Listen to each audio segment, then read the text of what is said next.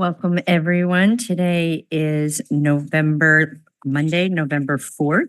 Welcome to the regular meeting of the City Council. I'll request the City Clerk to call the roll. Councilmember Bushy. Present. Vice Mayor Hill. Present. Councilmember Kurtz. Present. Councilmember Yerenz-Gulati. Present. Mayor Kate. Present. All five of us are here this evening. We met in closed session prior to this meeting. I'll ask the City Attorney if there's anything to report out. Good evening. No reportable action was taken in closed session this evening.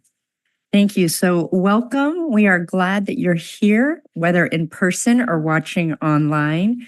We always start appreciating San Rafael City employees who do the incredible work day in and day out on our streets, in our facilities, helping our community and our city to function so well. So thank you for all that you do.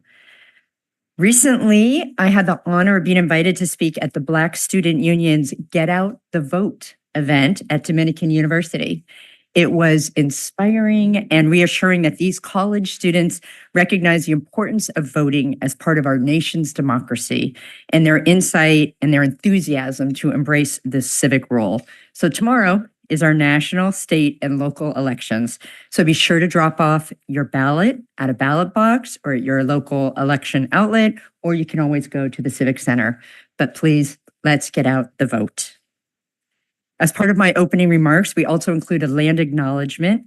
We thank the original caretakers of this land. San Rafael is traditionally home to the Coast Miwok people, many of whom today are tribal citizens of the Federated Indians of Great Rancheria. And we honor their continuing involvement in stewardship practices that benefit us all.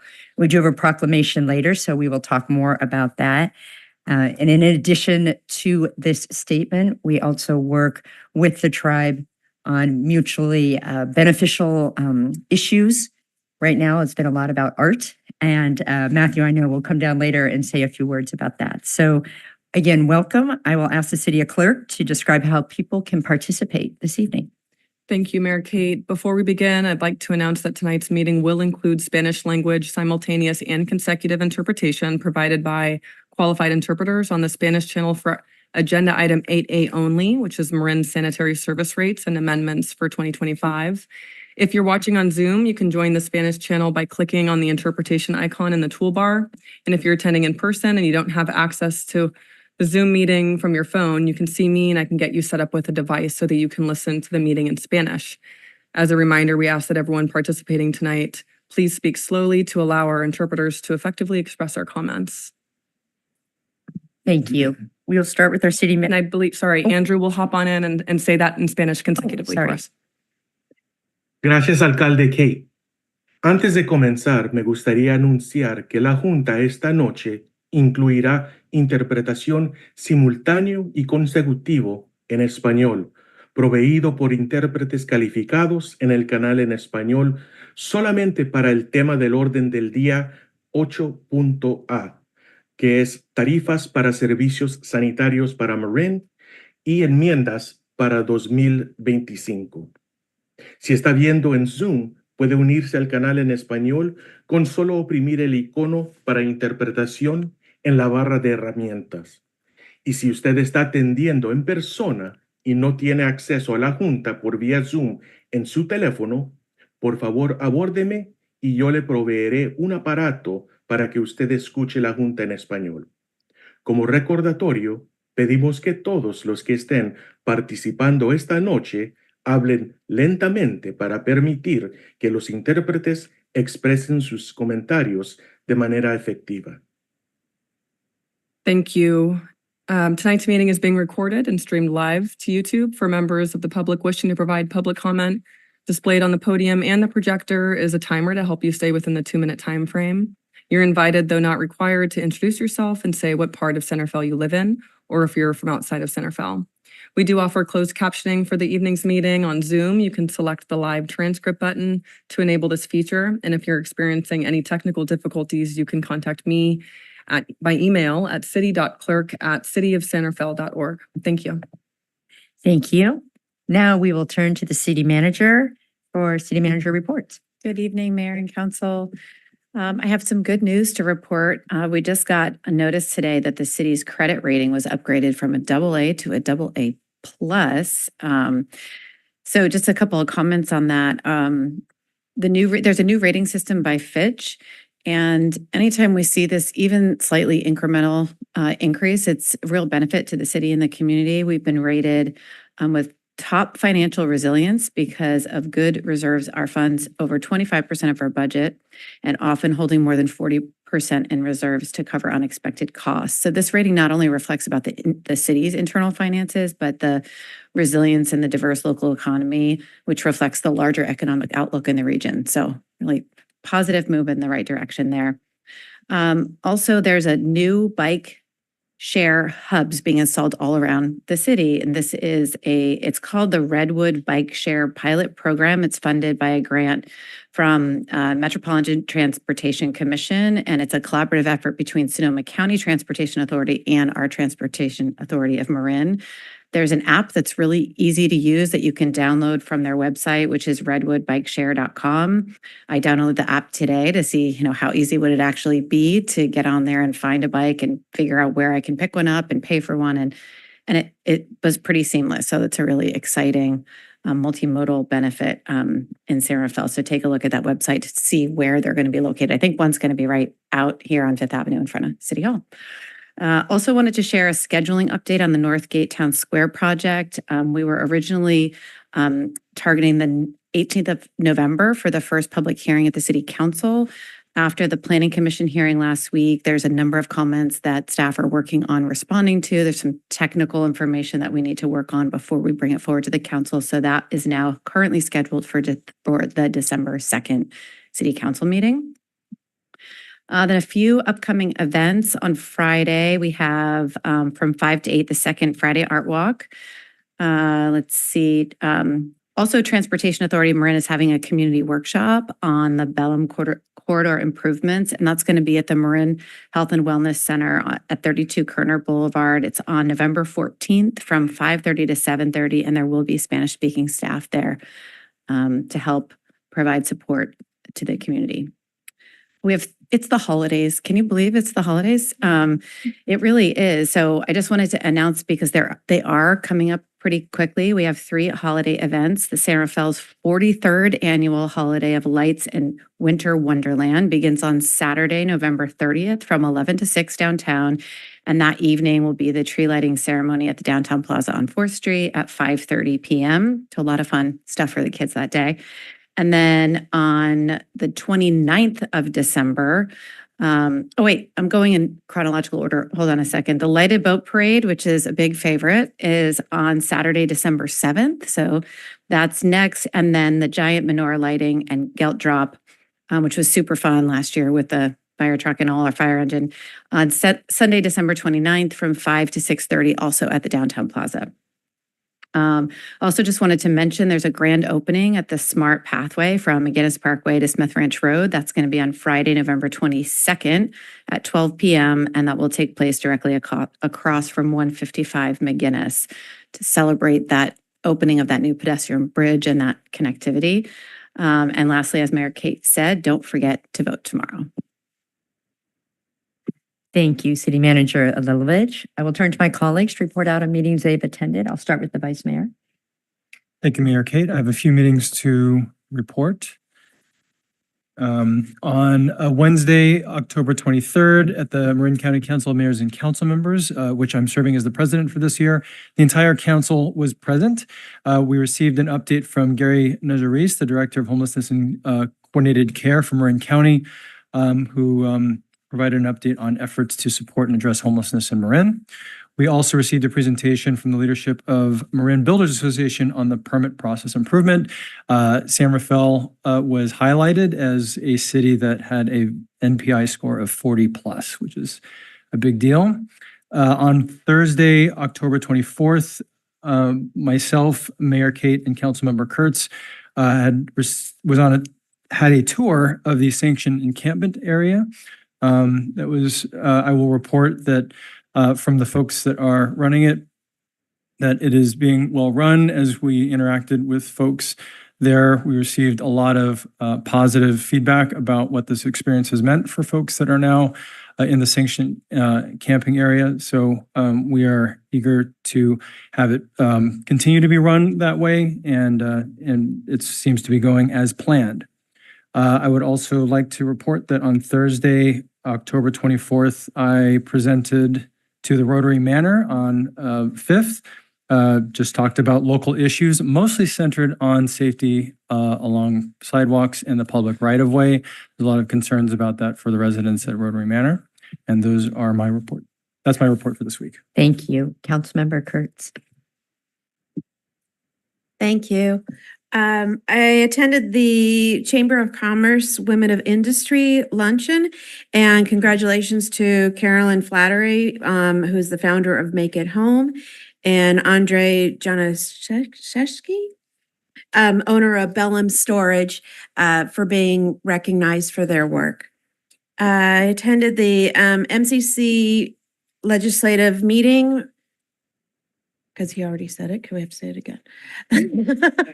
Okay, Marin County Council of Mayors and Council Members. The important thing about the legislative conversation right now is that the legislators are in recess, and it's the time of the year to bring ideas and areas of concern to the legislation's visibility so that it can be discussed for potential either policy changes or funding. I attended the Cal Cities Homeless Roundtable and was able to highlight the work that San Rafael is doing. And many of the areas across the state were very interested in our website, as well as the work undergoing right now within the Sanction Encampment. So that was really a good conversation. Thanks in partnership with Supervisor Sackett, we attended the Capri and Silvera Parkway HOA. So thank you for inviting us, Shinji. Had a really good conversation. And I also am participating on the County Youth E-Bike Safety Committee with Supervisor Sackett, addressing how Marin County is going to address AB 1778, which is the new legislation specifically for Marin County and the alignment across all the jurisdictions on how do we help our youth not be crazy on the e-bike situation. And that's it. Thank you. Councilmember Bushy. Last week, I attended the San Rafael Sanitation District Board meeting with the mayor. The primary topic is our continued work with the Central Marin Sanitation Agency on a joint operating agreement to bring efficiency to our operations. We were pleased at that meeting to have as a guest the Ross Valley Sanitation District Assistant Manager, who presented a list of potential consultants that could be hired to address some issues that had been raised by the Ross Valley Sanitation District as part of our efforts on this this new contract. Ross Valley is also a member of the Central Marin Sanitation District. So it was a productive meeting that moved forward that issue. I also attended last Saturday with the mayor and with the Assistant City Manager Stefanski, the annual meeting of the Point San Pedro Road Coalition. That coalition is a group of all the homeowners associations that go down on Point San Pedro Road, basically out east of San Rafael. One of the many issues that brings them together is the medians down the middle of those roads, and a fact that many people don't know, they are funded by a Melrose district. We tax ourselves to do that. The city oversees the contract every year that is funded by those tax dollars to keep those medians in shape. So the Point San Pedro Road Coalition, longstanding, very productive member of our community, and I was delighted that the mayor and the assistant city manager did, and everyone who contributed to the presentation, which was really, I thought, the highlight of the meeting. So thank you very much for attending that meeting. That's it. Thank you. Councilmember Yorenz Gulati. Thank you, Mayor. So I attended the State of the North Bay Community and Growth, an online meeting talking about the future and the economic impact. And our very own city manager, Christine, was there, and she gave a great update on the city, and we were very well represented. So thank you.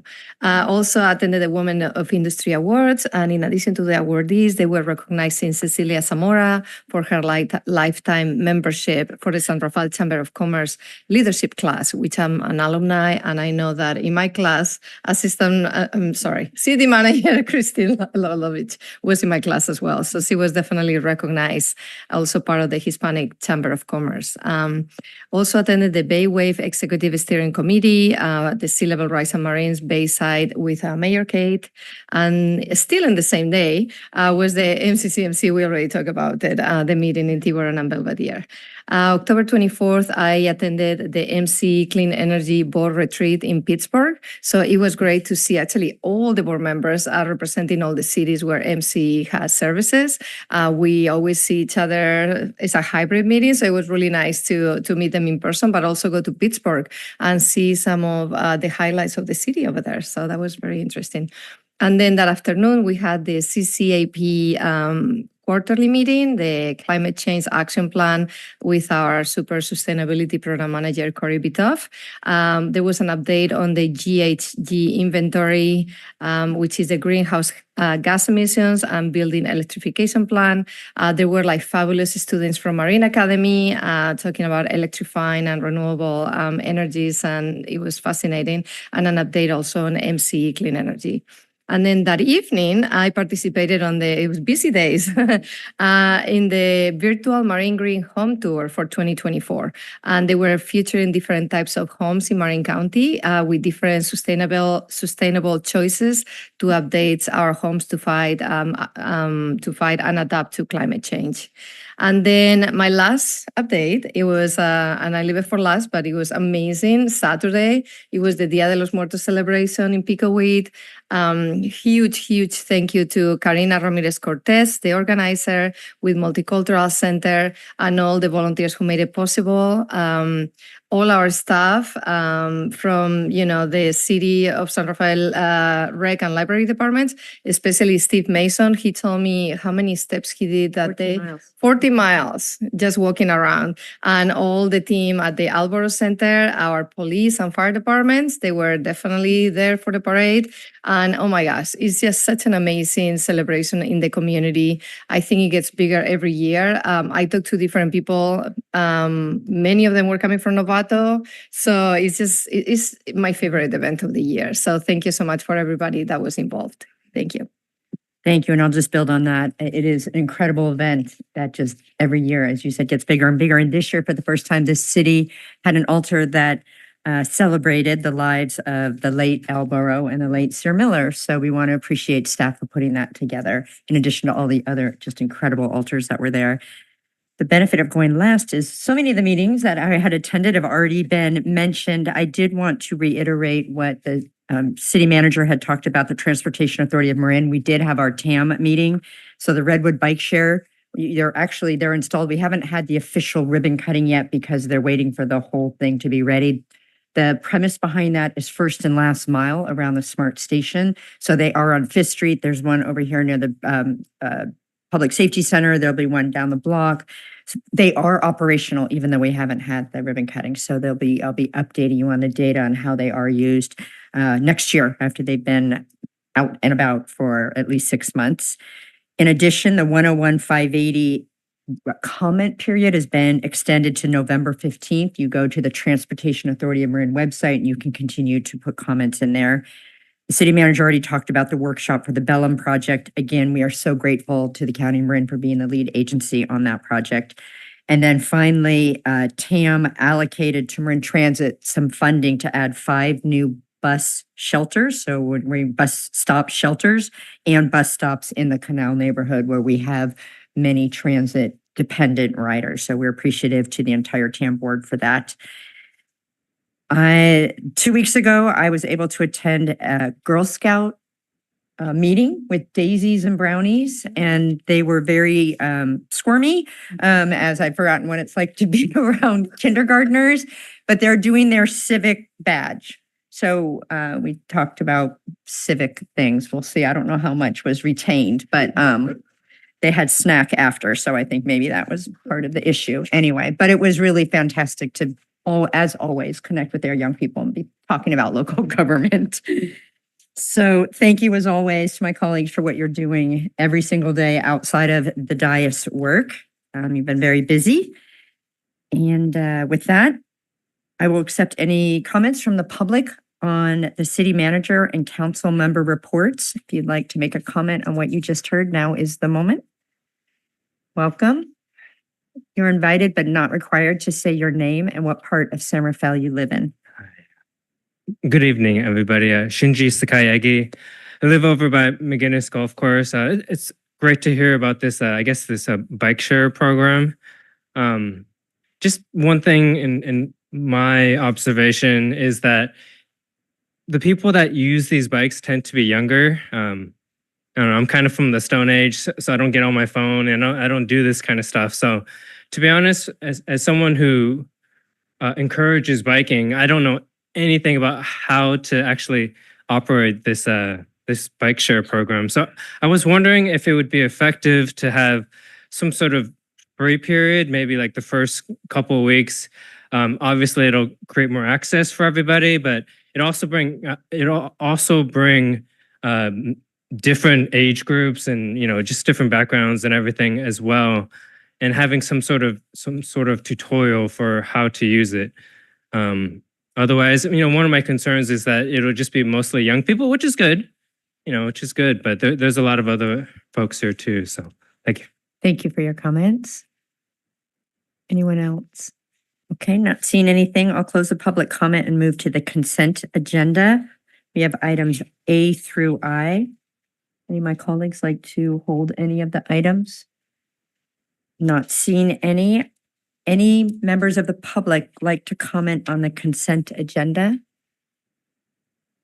Not seeing any. I'll bring it back. And before I request a motion, I will highlight that item 5B is a proclamation around Veterans Day, which we're not be reading, but we do want to highlight how appreciative we are for the veterans. Next Monday is Veterans Holiday. City Hall will be closed, but of course, all public safety departments will be working that day. But I just wanted to highlight that because I know that's something that's important to our community. I would welcome a motion on this item. I'll make a motion to approve the consent agenda. Second? Moved and seconded. Roll call, please. Councilmember Bushy. Aye. Vice Mayor Hill. Aye. Councilmember Kurtz. Aye. Councilmember Yenens-Galati. Aye. Mayor Kate. Aye, that motion carries 5-0. We have a special presentation. And before we have the presentation, we open it up for public comment.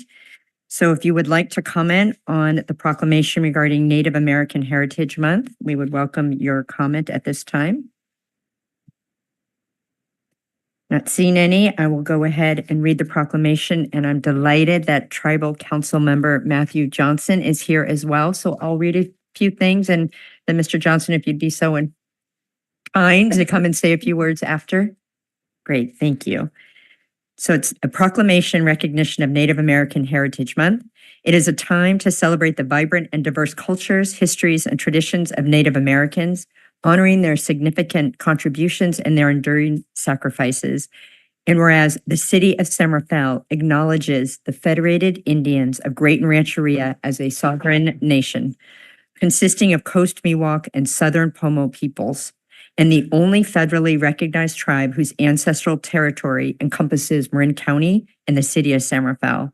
And that tribe maintains a partnership with government agencies and local municipalities with whom they collaborate on matters of education, cultural resource protection, land management, environmental justice, and social welfare. Therefore, be it resolved that the Mayor and City Council of San Rafael hereby proclaim November 2024 as Native American Heritage Month, and encourages all citizens and residents to join in observing and recognizing the accomplishments, contributions, and sacrifices of the Federated Indians of Great Rancheria and all Native Americans here in our local community and throughout the United States. Thank you. And Matthew, we would welcome you to the podium if you'd like to say a few words.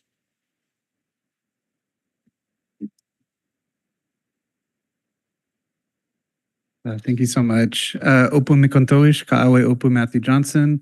Hello, my name is Matthew Johnson. I hope all of you are well.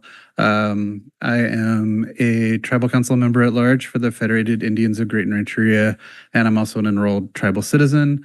I am Coast Miwok. My family comes from Marin County, and I got here early today and took a walk around the block because I do have ancestors that were at Mission San Rafael, and I really want to acknowledge them and all their struggles and sacrifices, because without that, I would not be here standing before you here today. And just want to also acknowledge the fact that I feel so blessed that we've come so far and we're at this point where we're at today, where our voices are heard and we can work alongside the city of San Rafael in partnership. One of the exciting projects we're working on is the mural at the Borough Center. I've been able to pay a visit with Mayor Kate and Councilmember Micah. And so I'm just very honored to be here to accept the proclamation on behalf of my tribe. And thank you for including us at the table in the conversation. Thank you. Thank you for being here. And we'll have a reveal, although you can see the mural because it's very, very large, but we'll have an official reveal sometime in the next couple of weeks. And I know that you'll be a part of that as well. Absolutely. Thank you. And I realized I had the proclamation here. I didn't really quite figure out the logistics of that. I'm sorry, Matthew. Okay. Yeah. Thank you.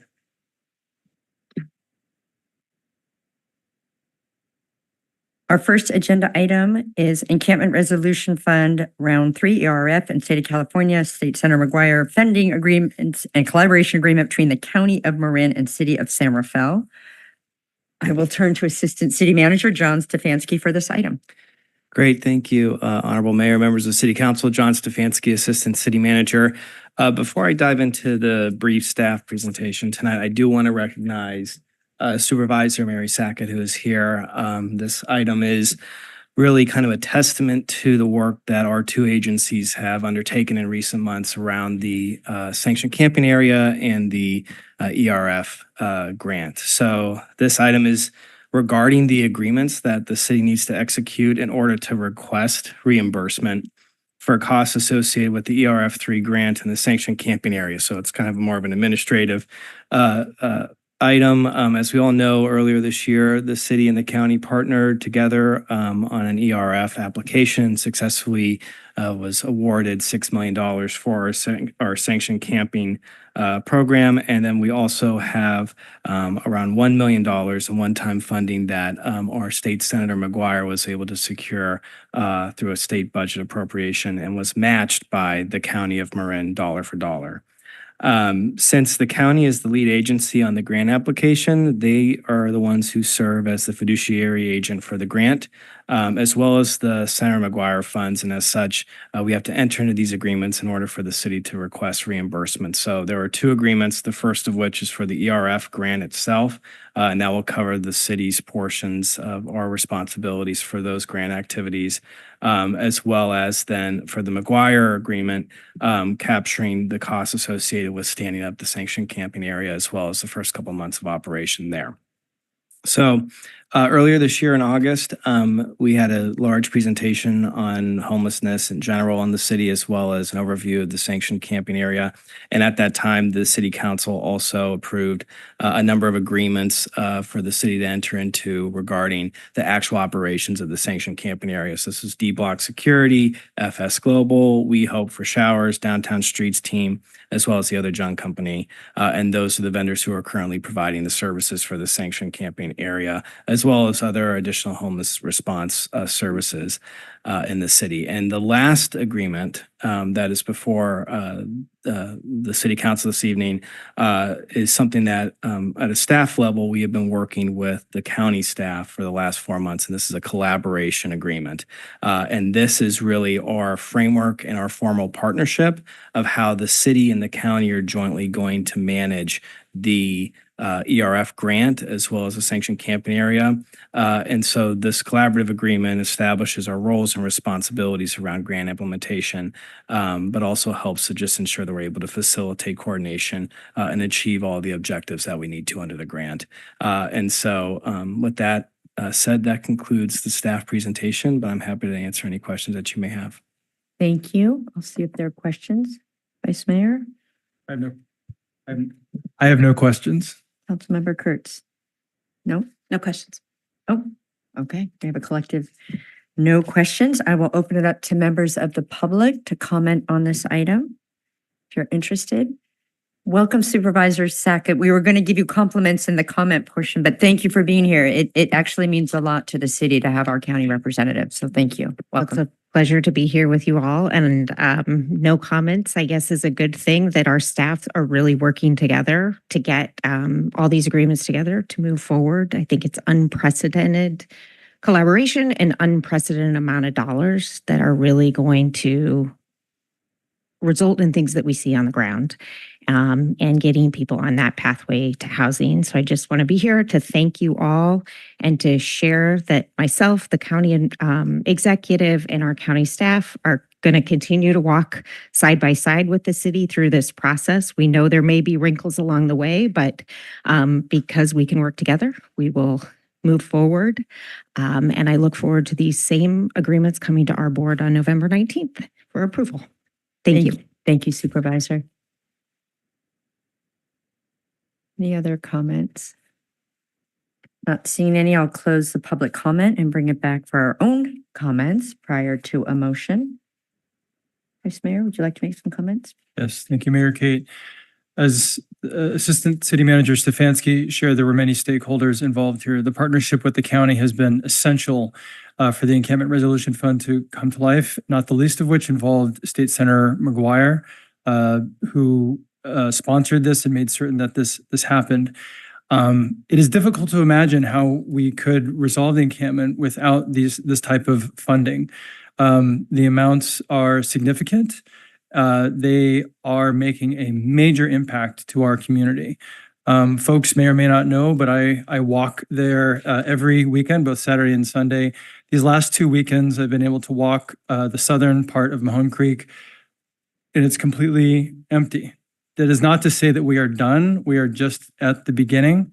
The residents in the sanctioned encampment are thriving to my eye. I was grateful to have the opportunity to have that tour. And yet, again, we're at the beginning. This is an interim site for people to be staged, to be in best position for housing opportunities, and services are being availed every day. So what I can say is that this council member is entirely grateful to every stakeholder that stepped forward to be bold, to lean in and entrust the nonprofits, our city staff, the county, and again, the state for this opportunity. Thank you.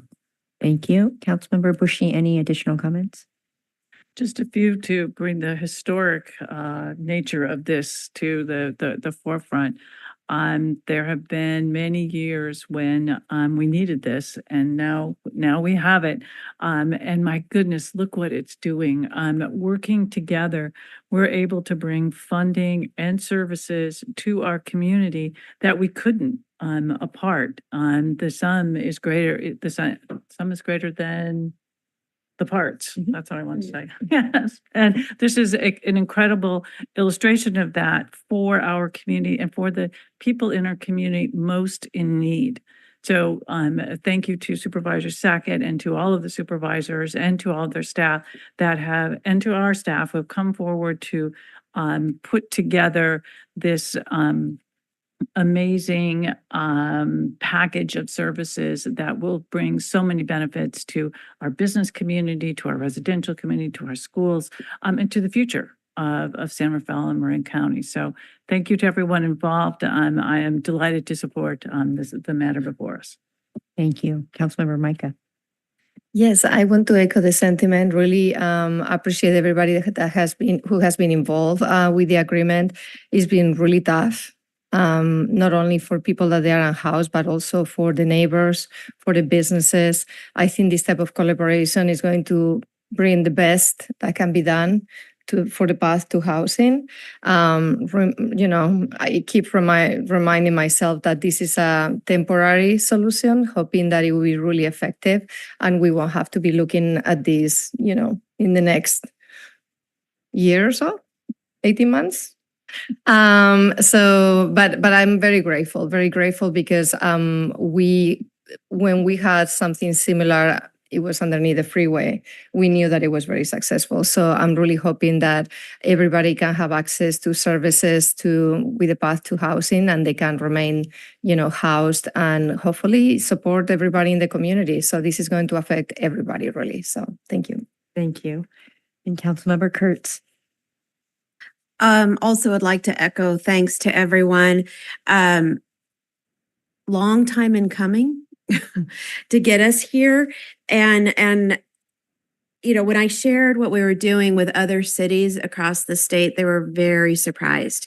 And I think the reason is because it is such a huge amount of work to get here. And I think this is going to be a model for a number of other cities and counties across the state, as well as other places, because a lot of places are just not doing this type of work because of the amount of, honestly, it's bureaucracy of the amount that has to be done to actually do what we know is the right thing to do to get this done. And so I really appreciate everyone, because we know the community wanted this. We all wanted this earlier, faster, and as much. And when I talked to them and said, how quickly we delivered this, I keep using the term city years. It's like dog years. I mean, the fact that this was done so quickly is just unheard of. And unfortunately, it doesn't seem like it was quick, but for government work, this was quick. So thank you to everyone who is part of this. This is again a new chapter. It's not the end of the book. It's a new chapter of the work that we're going to continue doing. And having this as our starting point right now really sets out a good pathway for us to move forward. So I really appreciate our Assistant City Manager Stefanowski, and with Mel and everyone on the ground who's working in the encampment right now. It's really great. And you could see, our tour walking through, it's going to make a difference. It's not going to solve homelessness today, but it's going to make a difference in the work that we need to do to get people housed. Thank you. Thank you. And thank you, Councilmember Kurtz, for all the work you've done with all the neighboring jurisdictions through the MCCMC Homeless Committee. This is not an issue that can be solved by just San Rafael and just the county. It really is all the jurisdictions. So thank you for bringing all those folks to the table as well. And I just, one thing that wasn't mentioned, and it bears highlighting, is that these funds were very competitive that were brought into our community through the county and through the city. And the reason that we were successful in obtaining them is because we have had success rate through the previous sanctioned camping area. And we've shown that when you bring in the right programs and the right support, people are able to get case management and to do the next step. So even though the action before us tonight is really an administrative action regarding these funds, as you've heard from my colleagues, it really is representative of a new time. And again, very appreciative of Supervisor Sackett to be here. Supervisor Lucan is on the homeless subcommittee at the county. Before that, it was Supervisor Rice, who's been working on the issue for a long time, and the Housing First kind of realignment years ago. And a special thank you to both our city manager, Alilovich, as well as Derek Johnson, the new county administrator. It needs to come at all levels. So we're up here, we've been asking and pressing for a long time, the five of us, and we need the staff support in both organizations really collaborating. And that is really what we're seeing is brand new with these actions before us. So we're looking forward, as has already been said, this is a first step. It is a journey that we are all committed to. It is not okay to have people living on our streets, and that is the world in which we live. So San Rafael is committed to continuing to work with folks to get them into housing. So you got an earful on that, but we think it was important that we did have the opportunity to talk about the significance of the funding in our community. And I will ask Councilmember Kurtz if she'd like to make this motion. Great, thank you.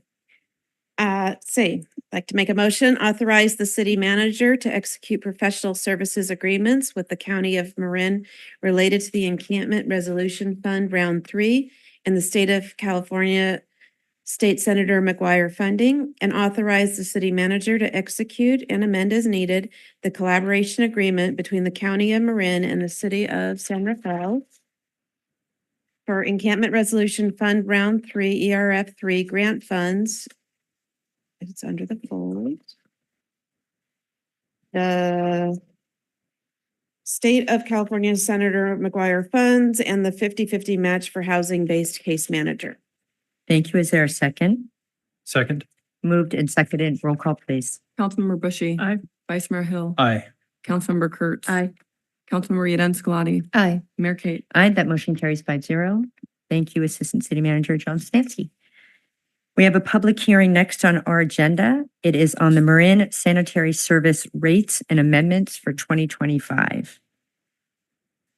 Welcome.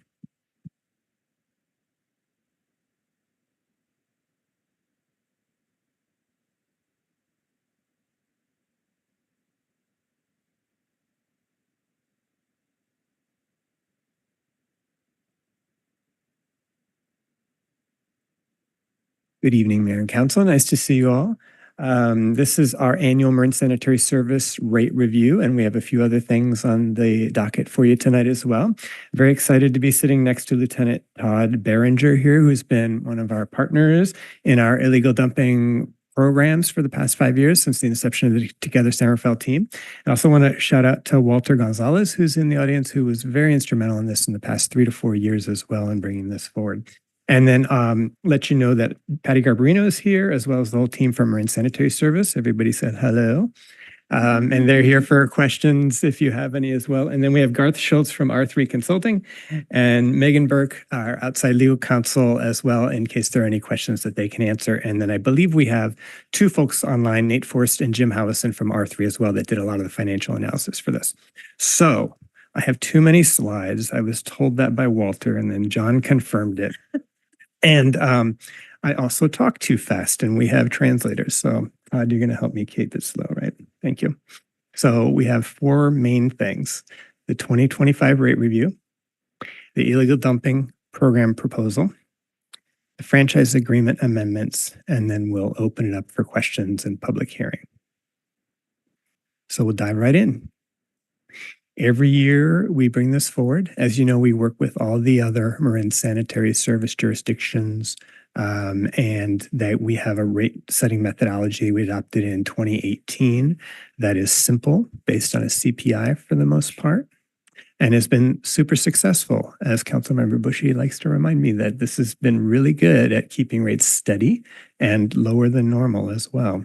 And it's reviewed by R3 Consulting, independent third party that we hire to make sure that the rates are consistent and correct every year. A lot of what's baked into the rates is state legislation and diversion goals, as well as baked into what Marin Sanitary Service does, in addition to all the wonderful work that they do every day as it is. And so this year, the base rate application came in lower than average and lower than CPI. And one of the big things that contributes to the rate increases are the operations for Marin Sanitary Service. This year, we had the benefit of some one-time reductions. Zero Waste Marin applied for a large grant on behalf of all the jurisdictions in Marin. And that is to do a lot of the work that their fees are for. So it's a one-time reduction in fees from Zero Waste Marin this year, which helped reduce the rates. In addition, recycling markets are positive, or have been more positive, and then customer base continues to grow coming out of the pandemic. And now we'll go into our Together San Rafael illegal dumping proposal. So a little background, and I know some of you know this, but for the benefit of folks at home as well, 1/4 of our C-Click Fix requests that come in are related to illegal dumping and trash. That's twice as much as any other request: potholes, sidewalk repair, all those things.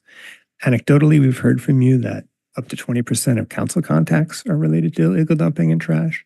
We spend over $300,000 in city staff time, multiple departments, and typically we just react. We collect the materials.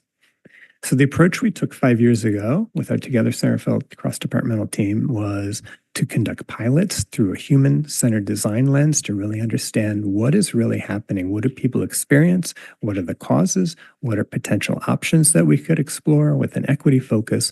And then we gave ourselves this huge, big, hairy, audacious goal. What would happen if we had to reduce illegal dumping 50%? What would we do differently? So you've heard this before. We have 2 types of dumpers. The illicit dumper is the one we all think about. dump stuff. They load up a truck and dump it in a dark alley or at night or when people are not watching. But then we also started to understand that there's a more casual dumper, and that's the folks that you might see a free sign on a couch or just lots of setouts near their homes. It's folks that typically don't have access to the same disposal options that a lot of other people do. It's typically a neighborhood norm, typically in places where there's more multifamily housing, and there are multiple types of folks in multifamily housing that contribute to the issue. And what we learned was that over 90% of our dumping is really related to this. So that made us kind of switch gears and think about it in a little different way and approach it in a little different way. So typical reasons for dumping, it's the norm. People don't know what to do. There's lack of access. It costs money. By the way, you got to transport it to the dump. And underlying it all is really just this issue of overcrowding. It contributes to a lot of our waste management issues as well when people need to sublet to a lot of people in order to be able to make the rent. So we'll go into the interventions, and then we'll talk a little bit about what we learned, and then we'll talk about the proposal.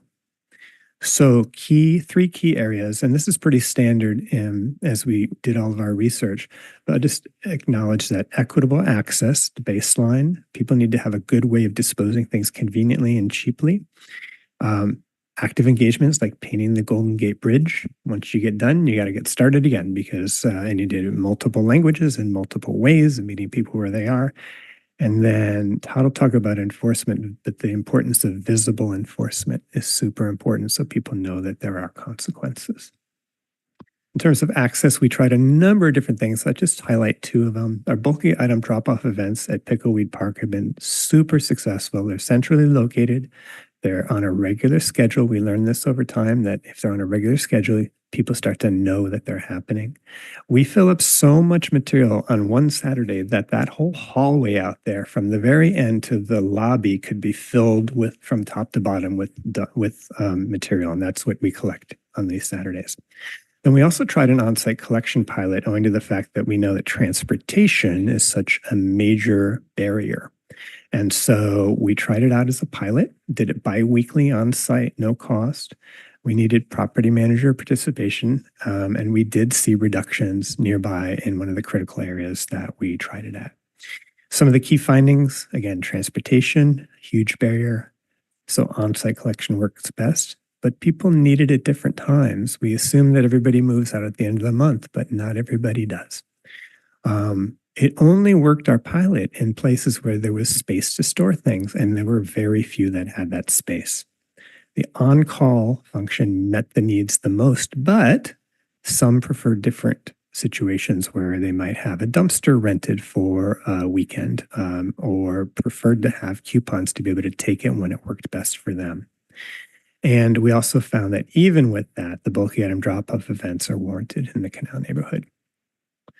And then our active engagement, we did all kinds of engagement and bilingually. And again, credit Walter for a lot of assistance with this, doing presentations, focus groups, surveys, meeting people where they are, developing these mailing materials and magnets with QR codes so people could see how they could get disposed of things for free.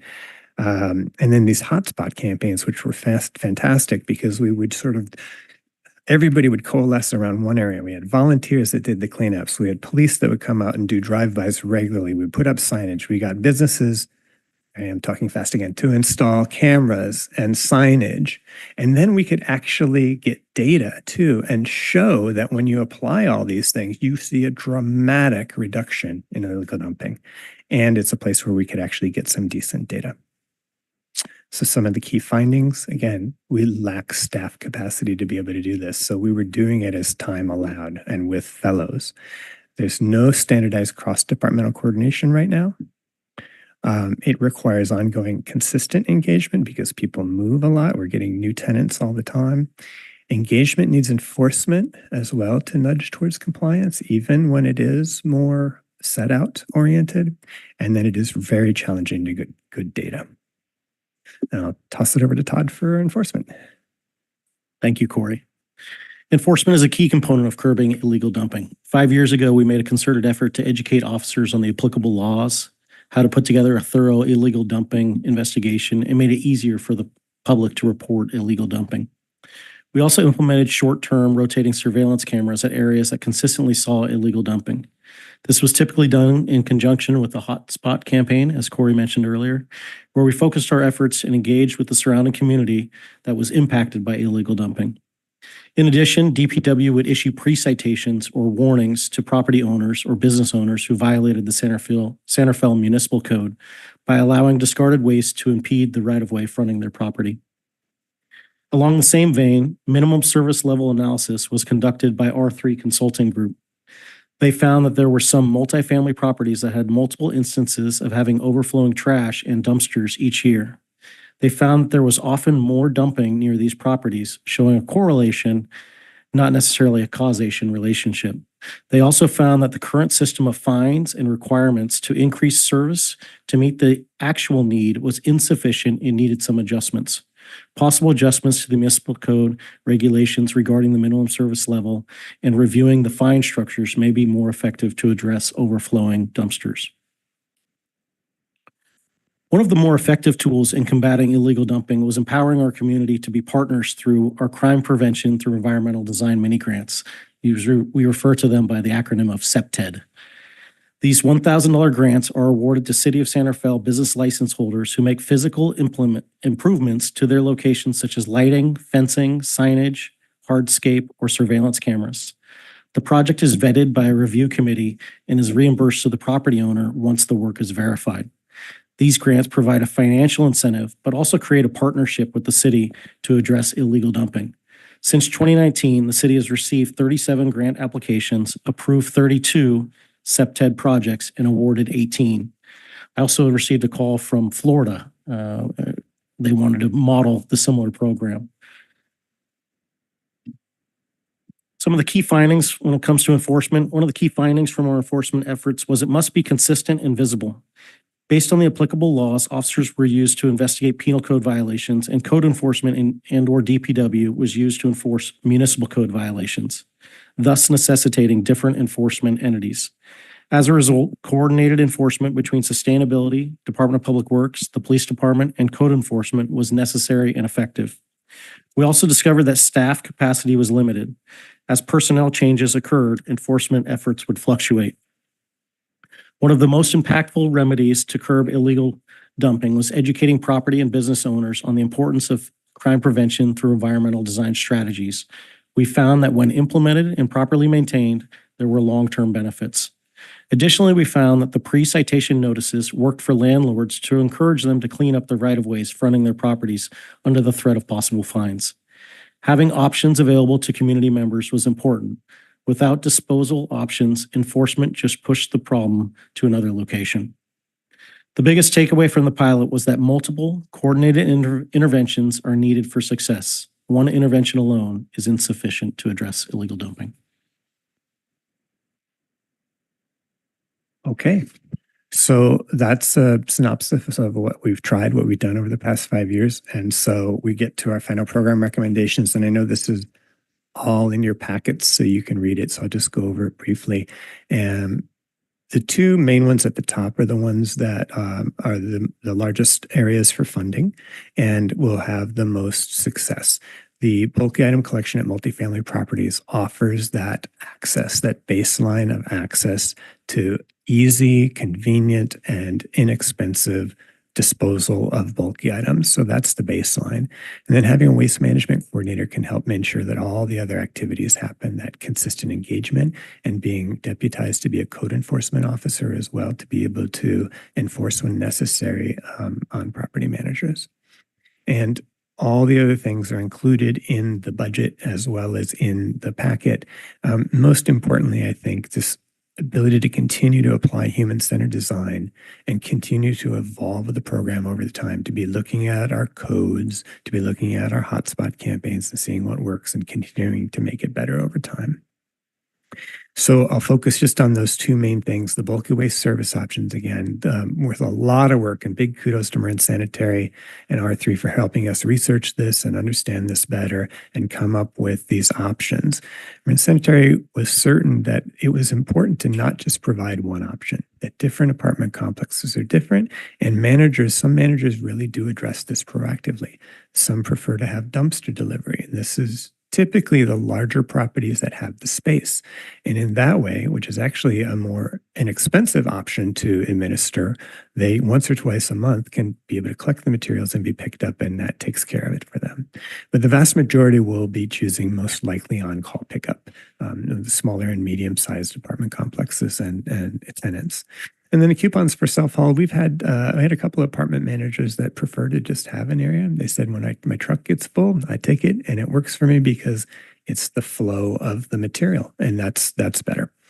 So we're proposing that it be offered in that way, and that it be phased in over 3 years. And this is because, first, what we found in our research is that the uptake is not going to happen right away. It's going to take some time to get the word out and get people to use this, especially when the norm is the easiest way to do it. So some enforcement may be involved there as well. The second reason is because just in case it does, we don't want to overwhelm Marin Sanitary Service. It's much better to start off slow, get some experience under your belt, make some adjustments to administration if necessary, and also not overfund the program up front, but to be able, when Marin Sanitary feels like it's necessary, now we need to get another driver and another truck. That's the time for the funding to be available. And the dedicated staffing would do two things. Then it wouldn't all be just for illegal dumping, but it'd be to coordinate all aspects of our waste management, including all of our compliance with SB 1383, which is a slog. It's a lot of information. It's a lot of reporting. We have to track every single paper product that we purchase, and we have to keep receipts on it, and we have to report on it regularly. It's a big deal. So the proposal is that we have a waste management coordinator, not an illegal dumping coordinator, that take care of that. And this is consistent with other jurisdictions of our size and makeup, especially due to SB 1383.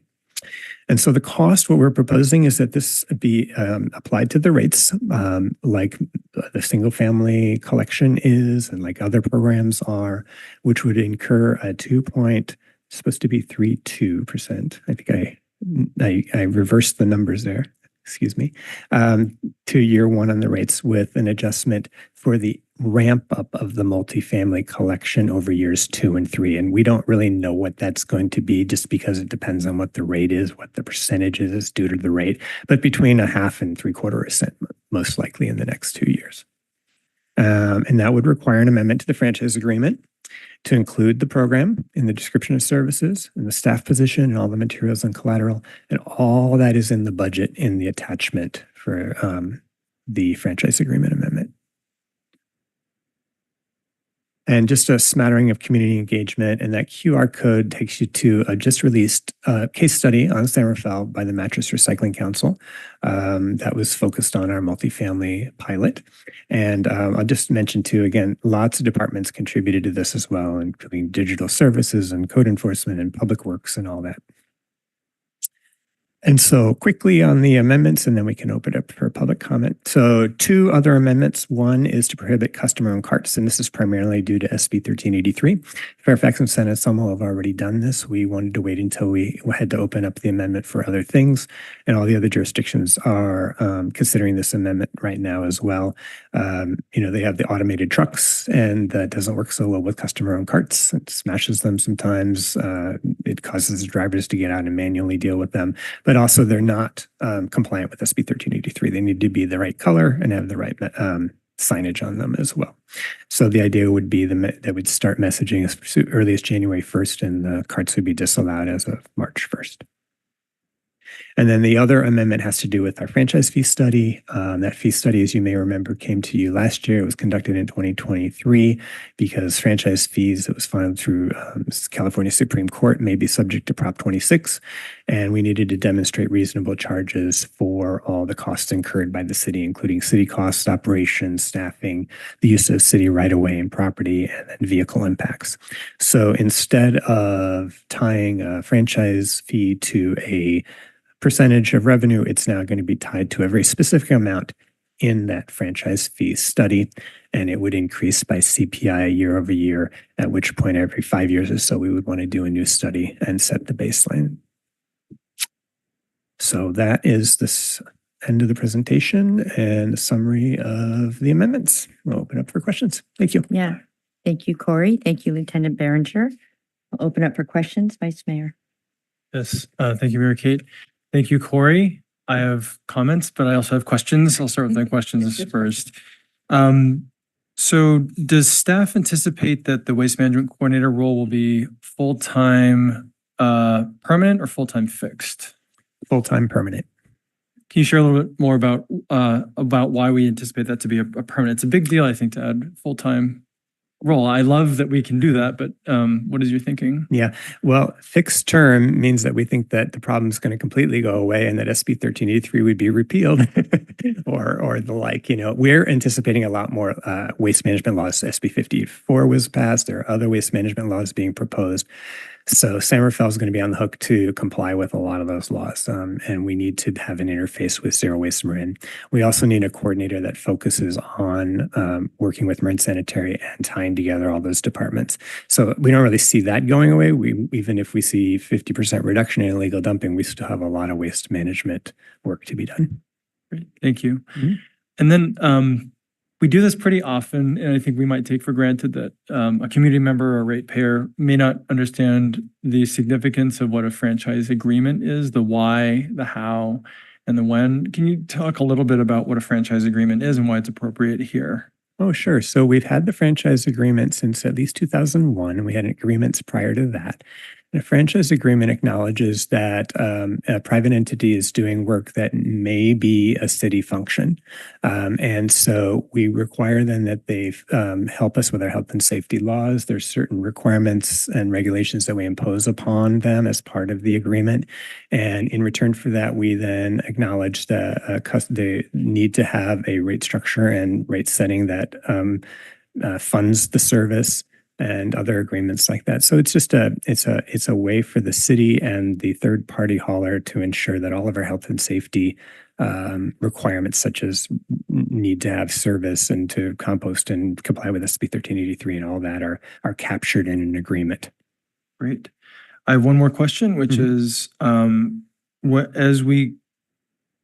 mentioned the implementation of bulky item pickup for multi-family units. What is the mechanism for engagement? Is it contemplated to be a web interface, a phone, a form? How do people engage? Is it through the city or with Marin Sanitary? It's with Marin Sanitary Service, and our outreach waste management coordinator would be doing a lot of that outreach directly. Again, it's that whole carrot and stick approach. You know, it's going to apartment managers, making sure that they know that the service is available and that there are fines available if they don't take advantage of it and don't make good use of it. So but Marin Sanitary will be handling it, as I understand it, through all their customer service, which they had believed that they can handle in year one with their current customer service staff and all that as well. And we'll set up a method of requesting it.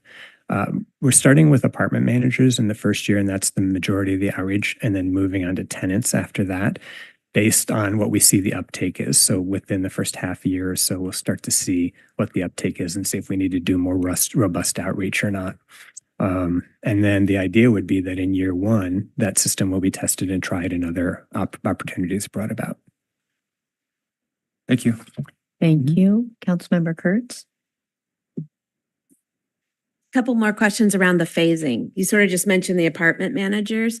Are you seeing that to open that up across San Rafael, or another filtering around size of the property or volunteer? How can you talk a little bit more? That's a really good question. Yeah, the idea would be it'd be across San Rafael, so it wouldn't be by geographic area in any way.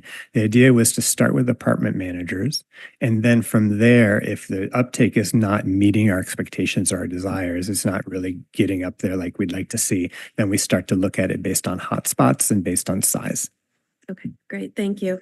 And then a question that we had talked about a little bit earlier today was in the bigger scope of things around fees. Do you see over time that fees might be aligned more to residents' behavior? Yeah.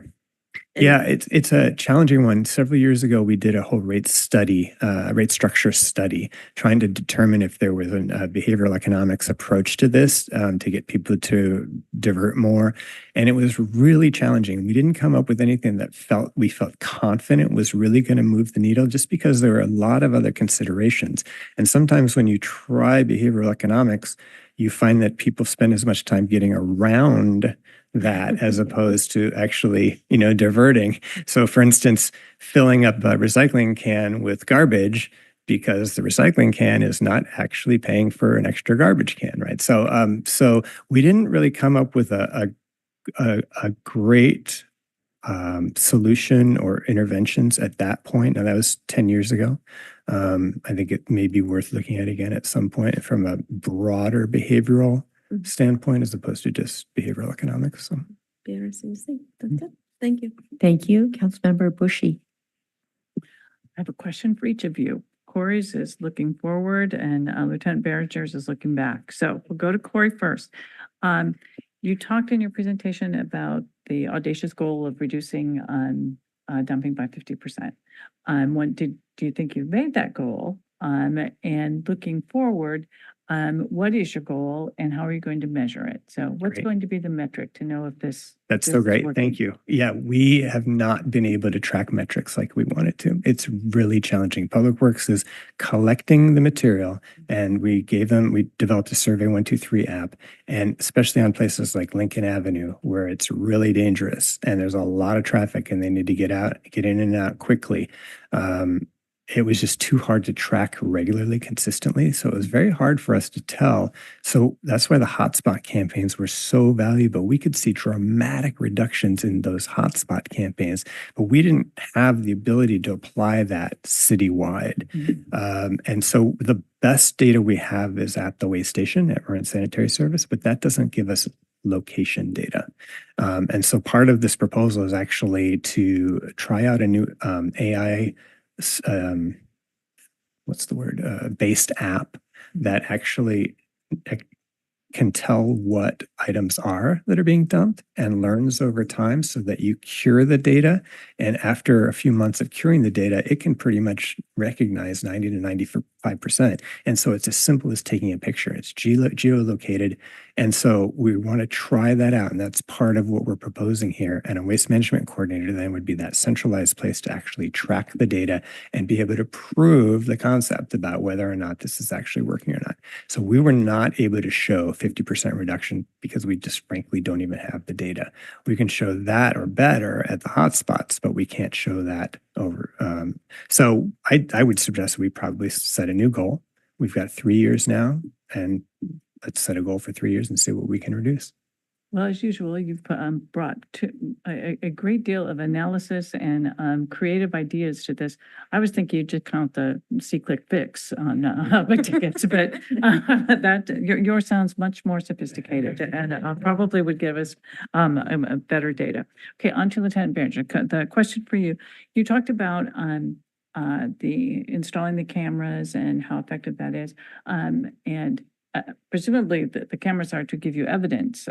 So I'm wondering, have you had any prosecutions for illegal dumping? Yes. Oftentimes, though, the cameras themselves are acting as more of a deterrent. Sometimes we have to make them really overt. And on Starkworth Path, that's probably our best example, is that we would see discarded debris and we put it just overt right up in the tree where everybody would see it. And the next thing you know, we saw a significant decrease in it. And so then we realized, like, if we could prevent it and not have to go through all of the efforts, then that was equally as valuable for us than the prosecution. But yes, we have seen prosecutions with regards to illegal dumping. Oftentimes it's better when we have a witness. We find that either it's happening at night, the license plates are blurry, or there's other impediments to the investigation. When we have an eyewitness, there was a photo that was captured here in the PowerPoint. That was actually a witness's photograph of the illicit dumping. And so then we could go after the individual who was a hauler, a waste hauler. And those ones, the district attorney is really interested in because someone is financially benefiting from these type of cases. The other ones where it's the homeowner or someone who doesn't have the means to do it, a lot of times it's an education piece. And we're trying to change the behaviors then. So really the focus of the effort is really towards the illicit haulers and some of those other people who are benefiting from it. But yes, we have had prosecutions. Very good. Thank you.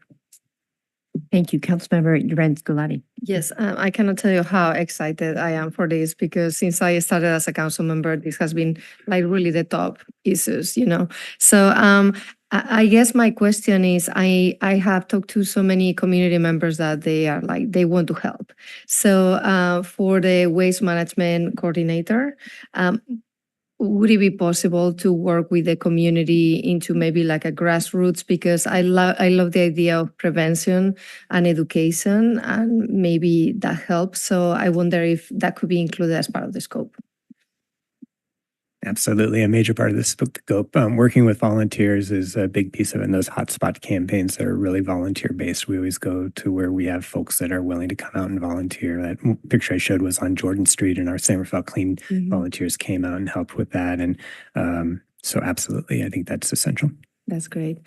And the other one that we've seen like a big increase after COVID because of the illegal vendors and all the garbage that they generate. And so I guess my question is, in a timeline, we approved today, you're going to have to go through the process of hiring somebody. What can we do? And I don't know if this is in coordination with the county to educate the illegal vendors, and also for the garbage. A lot of it right now is they leave it next to the garbage cans. You already know all this, but or like in the bus stops where people cannot even be waiting there. So in the timeline, I know the priority will be to start working with the landlords, but what can we do in the meantime? So, what I understand, and I haven't looked at this in a while, this was when Ana Santiago was here at Code Enforcement, and we were discussing food vendors. And food vendors typically are supposed to have a canteen, and they're supposed to bring their refuse back to their canteen. But I think it's an interesting area of exploration to see whether they do or not. And if not, then can we impose a requirement to have some sort of refuse service? And so I think that's an exploration that we would need to do. And I think a waste management coordinator could help with that exploration. I think the challenge here, though, is waste management coordinator really needs to work and focus in on things that are directly related to benefit to ratepayers. And so, it wouldn't be that we'd be able to assign them this job to work with vendors necessarily. On the other hand, I think they'd be a perfect support for thinking through what types of interventions would be good. And I'll just briefly chime in that I know that code enforcement is working on that. Assistant City Manager Angela Robinson-Pinion is working also and collaborating with County Environmental Health and trying to figure out how do we have a holistic program that addresses compliance and support and outreach and education. So there is an important nexus there with illegal dumping compliance that I think there'll be a good partnership there going forward. That's great. Great. Thank you so much. Thank you. And I just have two questions. One is around other jurisdictions and what the best practices are. And I don't mean just in Marin, I mean across maybe the Bay Area, because we cannot be the only community that has this issue. So I'd love just the highlights of what we've learned from others. And then the second, and you've talked quite a bit about the interaction with landlords and managers. I'm curious what type of engagement. You've talked about the necessity, which we all understand. You have to keep it ongoing, but I'm just curious what that looks like. What does that engagement actually look like? And then the number of apartment managers. I don't have a sense of the quantity. Are we talking 10, 100, 1,000, 10,000? So if you could give us a sense of that. So, I'm sorry, the first question was around best practices from other yes. jurisdictions. So what we found is a lot of jurisdictions are struggling with this as well, and that it's very different in different places. So we were at the illegal dumping conference. Actually, Todd went to the first one like 4 years ago. And rural folks are dealing with a completely different animal than suburban versus urban. So Oakland the conference is in Oakland every year, and what they're dealing with is off the charts compared to us and may have very different interventions. So that's why that human-centered design approach was so helpful. That said, we have learned, that's how we learned about this app for tracking. And so, going to those conferences is helpful. We also presented in February, I think, to the illegal dumping task force, the statewide illegal dumping task force. So, and then we did interviews with Richmond, City of Richmond, and Long Beach, and a whole bunch of others, San Francisco, Hayward. Some of the things we learned were that some of the signage placement and the types of signage you use, like where do people find out information? We were thinking, well, you can mail it, you can get it through the apartment managers. And we learned that, actually it's better to have signs in laundry rooms that more tenants see it than, that there are a lot of subletters, and so they don't get the mail. So those are some of the things that we learned through best practices for others. Some of the other things we learned were that there are lack of best practices, that a lot of jurisdictions had bulky waste pickup, but they had no tie-in to illegal dumping and whether there was any reduction or not. And that a lot of the tenants didn't even know about it. And so there really need to be better practices put in place for engagement. And so your question about engaging with apartment managers, we're fortunate enough here that a lot of apartments are 16 and above, and that's the only ones that are required to have an apartment manager. Okay. And so that's, I can't give you the number, forgive me, I don't have that on the top of my head, but it's probably in the hundreds, low hundreds. Yeah, And those are folks that we can reach out directly to. And that's why, to Councilmember Kurtz's question, going to the larger ones after, it really makes a lot of sense. But it's a lot is going to be one-on-one with the apartment managers to start, I think. You start with the mailers, the emails, but then you end up doing one-on-ones. We have had a lot of folks reach out to us too when we've done mailers to apartment managers. So. And have you seen in any of the other jurisdictions, thank you for that, it's really helpful for that additional context. Have you seen apartments or landlords being fined for not engaging or for not, there's the carrot, right, of, hey, we're going to bring these services so we can do the right thing. Is there a stick part of it with the apartment managers and landlords or buildings specifically? What we have found is even here in San Rafael, Public Works and Code Enforcement some years back would just issue pre-sites to apartment managers when it was very clear that a lot of material was just pushed out into the street from their property, and the pre-site 95% of the time was enough to get them to clean it up. Okay. And so the citations were never even issued. And that's a tool we're still going to employ as part of the whole package. Exactly. And that's part of why we would like this waste management coordinator to be deputized as a code enforcement officer as well. Because we just don't have the staff to do it and follow up. It ends up being low on the totem pole. Oh, thank you.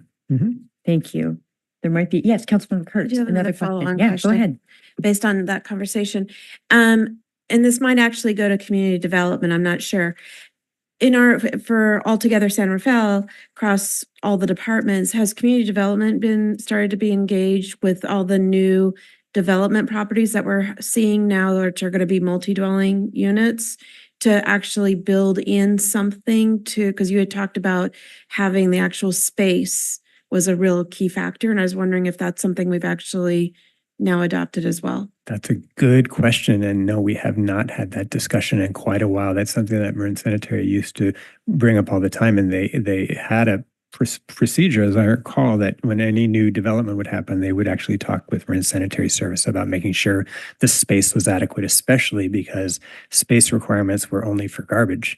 And then they had to add a recycling cart and then a green cart. And, and so the space needs became even greater. But yeah.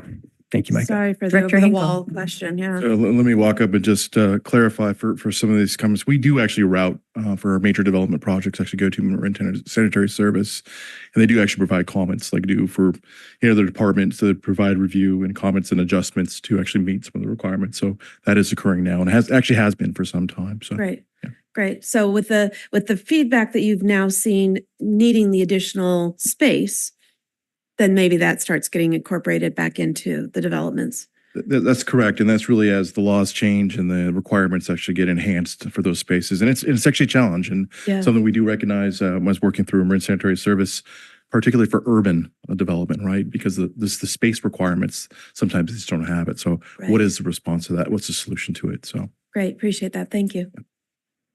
Thank you. Vice Mayor. Yes. Yes. Okay, I had one more question that occurred to me. The waste management coordinator, I have a couple questions about this role because I don't know that there's a school that says I went there for waste coordination management, but I'm curious, what is a background that you would say, here's a resume for someone who would do that? And then what is the time frame for the hire? Yeah, the time frame for the hire is a good question. We wanted to see if it was approved first, and then we can set the timeline for the hire. But sooner than later, of course, we're heading into the holidays. But there are a lot of waste management coordinator job descriptions out there. There are a lot of waste management coordinators. So we pulled from a lot of them. And when we did the budget, we pulled from, looking across the Bay Area at other waste management coordinators and their compensation. I didn't see a lot that had this specific illegal dumping piece in it as called out in the role as I'd hoped, but there are a lot of waste management coordinators for municipal operations. So. Awesome. Thank you. Thank you. Not seeing any additional questions. There might be some that come from the public, so I will open up public comment on this item. If you have anything you'd like to ask or share with the council, now is your opportunity. And as always, you're invited but not required to say your name and what part of San Rafael you live in. Hi, Shinji Sakai Egi. Wow, it's very tall here. So I live in a condo complex. We have 56 units, 100 people, and I wonder, why aren't we utilizing this, right? I mean, you hear about it, people's houses, they do this bulk pickup, but for some reason, it's not available to us. And I think for us, my community, I think it has to do with a level of pride. And, I say this before too, it's like, well, if people are going to put their stuff out in a certain area, then what does that look like? And, if it isn't a pickup day and people still put the stuff out there, does it lead to that? So I think part of the communication with these property managers, or maybe even like the HOAs, is to get around this kind of what it could potentially look like, and maybe focusing on the benefits more and things like that. The other thing is, I do wonder if this approach is sustainable, because just people out there might think year to year, let's get new furniture and stuff like that. So does this create more garbage? And would it be better to maybe have a campaign on reusing things? And obviously respecting your neighbor too, right? It's like, we could do all these laws and do all this stuff kind of thing, but it's really about like, do we respect each other? And sometimes we don't, right? So maybe having a campaign like that, neighbors knowing each other, these are all things that I think prevent bad behavior. Thank you. Thank you for your comments. Anyone else? Welcome.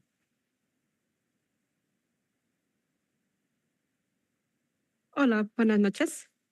Mi nombre es Elizabeth Rodríguez. There you go. Yep. Yes. Ahora sí.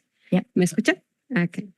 Buenas noches. Mi nombre es Elizabeth Rodríguez. Apoyo a Voces de Canal y vengo aquí a hablar sobre la basura. Pues donde viví mucho tiempo, había contenedores de basura enfrente de mi carro, donde los separaba una malla y un árbol, que en el árbol todas las noches había muchos ratones. Se metían en el cofre de mi carro y se comían los alambres del carro. Y eso pues nos daba, teníamos que poner gastos extras sobre el carro. Además, tener basura provoca enfermedades, atrae animales, moscas, mal olor y hasta uno mismo se siente mal. También por las noches había muchos racones. Entonces, tenemos que hacer algo para prevenir consecuencias más graves. Sería posible que ustedes puedan contratar a una persona cargada específicamente para coordinar esa área. Nuestras calles lo necesitan, como todos los que vivimos en mi vecindario, y eso nos ayudaría mucho para verse mucho mejor, un lugar más digno de vivir, próspero y limpio. Y yo confío en ustedes que tomarán la mejor decisión y esperamos que sea por un sí. Y pues feliz noche. Gracias. Gracias. Good evening. My name is Elizabeth Rodriguez, and I support Voces de Canal. I've lived a long time in the neighborhood where I live, and near where we park our vehicle is a fence where there was a lot of gathering of rats who would oftentimes get into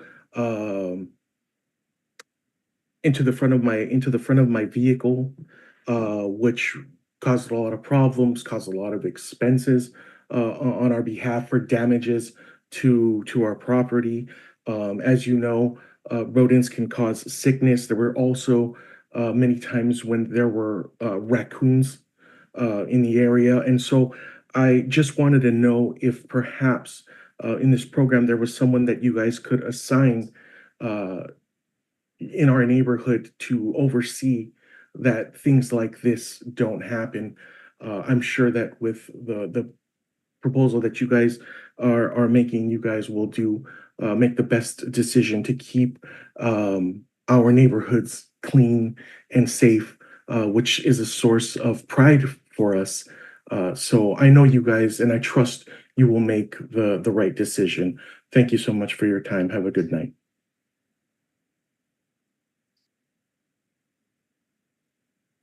Welcome. Hi, everyone. Buenas noches. I'm happy here to see familiar faces. And here I'm here. My name is Rosa Vázquez, and I am. Mi nombre es Rosa Vázquez. Soy voluntaria de Voces del Canal. Para mí es importante que el área del canal se vea limpio y ver basura por donde quiera. No es saludable para uno de persona.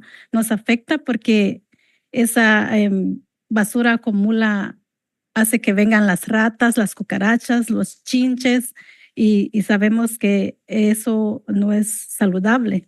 Y estoy aquí para apoyar al señor Core para que esa propuesta sea posible para que nuestra área sea un lugar que todos podamos vivir sintiéndonos bien, porque sabemos que el área del canal nos ha afectado muchísimo en el aspecto que por doquiera usted puede ver basura y eso no es saludable para uno de persona. So, aquí le estoy pidiendo a ustedes como personas como de la ciudad, que por favor apoyen al señor Corey para que esta propuesta sea posible y nosotros también tengamos una vecindad mejor. Gracias y buenas noches. Gracias, Rosa. Good evening. My name is Rosa Vázquez, and I also support the Voces for Área de Canal. I ask that, again, as someone who lives in the Canal area, if you could please help keep our neighborhood clean, because as you know, having a lot of garbage in the area attracts things like rodents, rats, cockroaches, flies, and those things can be bad for our health. And not only that, but just makes our neighborhood not look as good as it can. So please, I'm here to support this proposal as well to help keep our neighborhoods clean. And I ask you that you please approve this to help get our neighborhoods and keep our neighborhoods clean. Thank you. Welcome. Anyone else? Yes.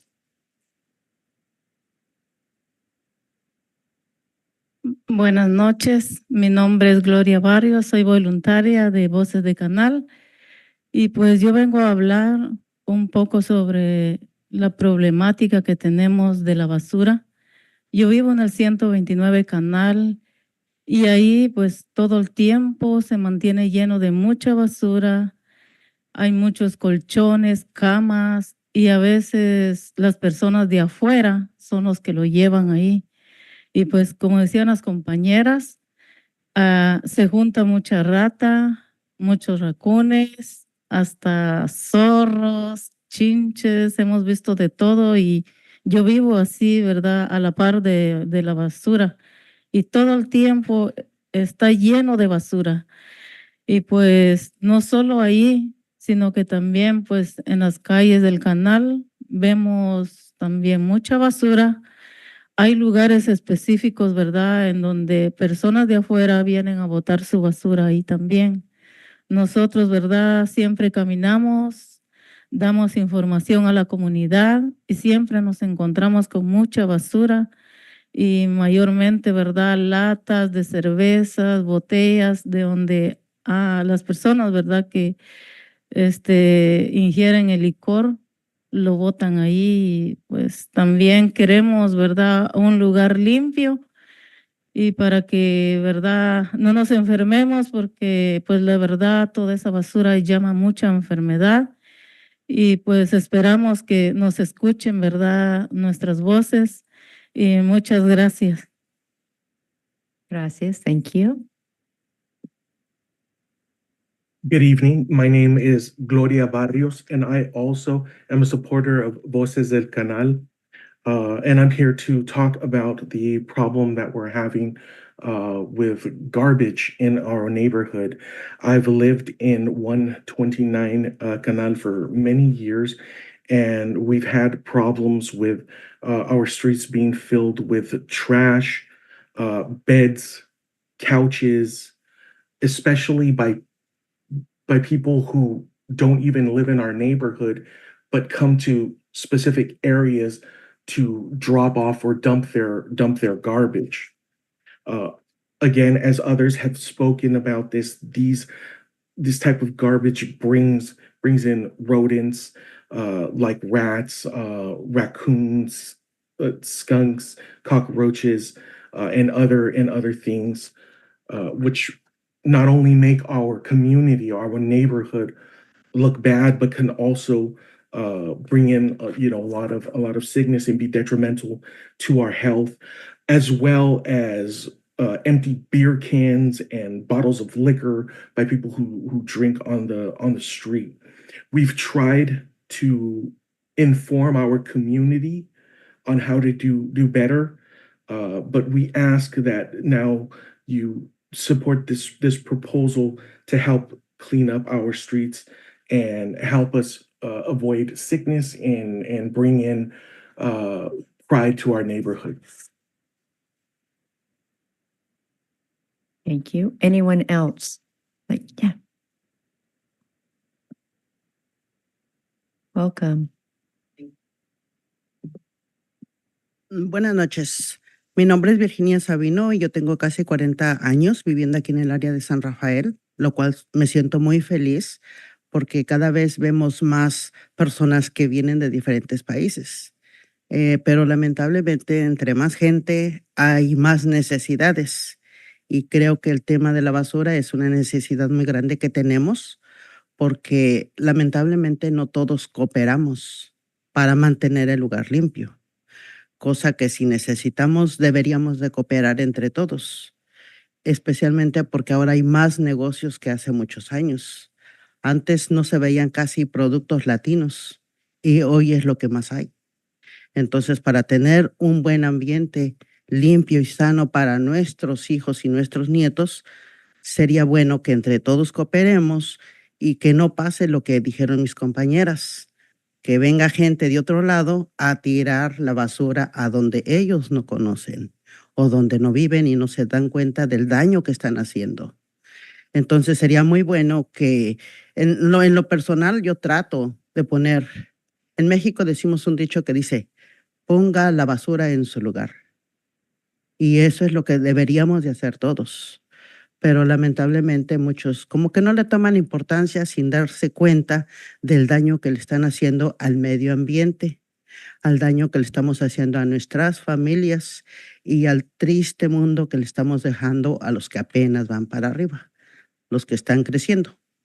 Entonces, a mí me gustaría ver un mundo bonito, un vecindario limpio y que nuestra gente fuera más sana, especialmente porque hoy hay demasiadas enfermedades.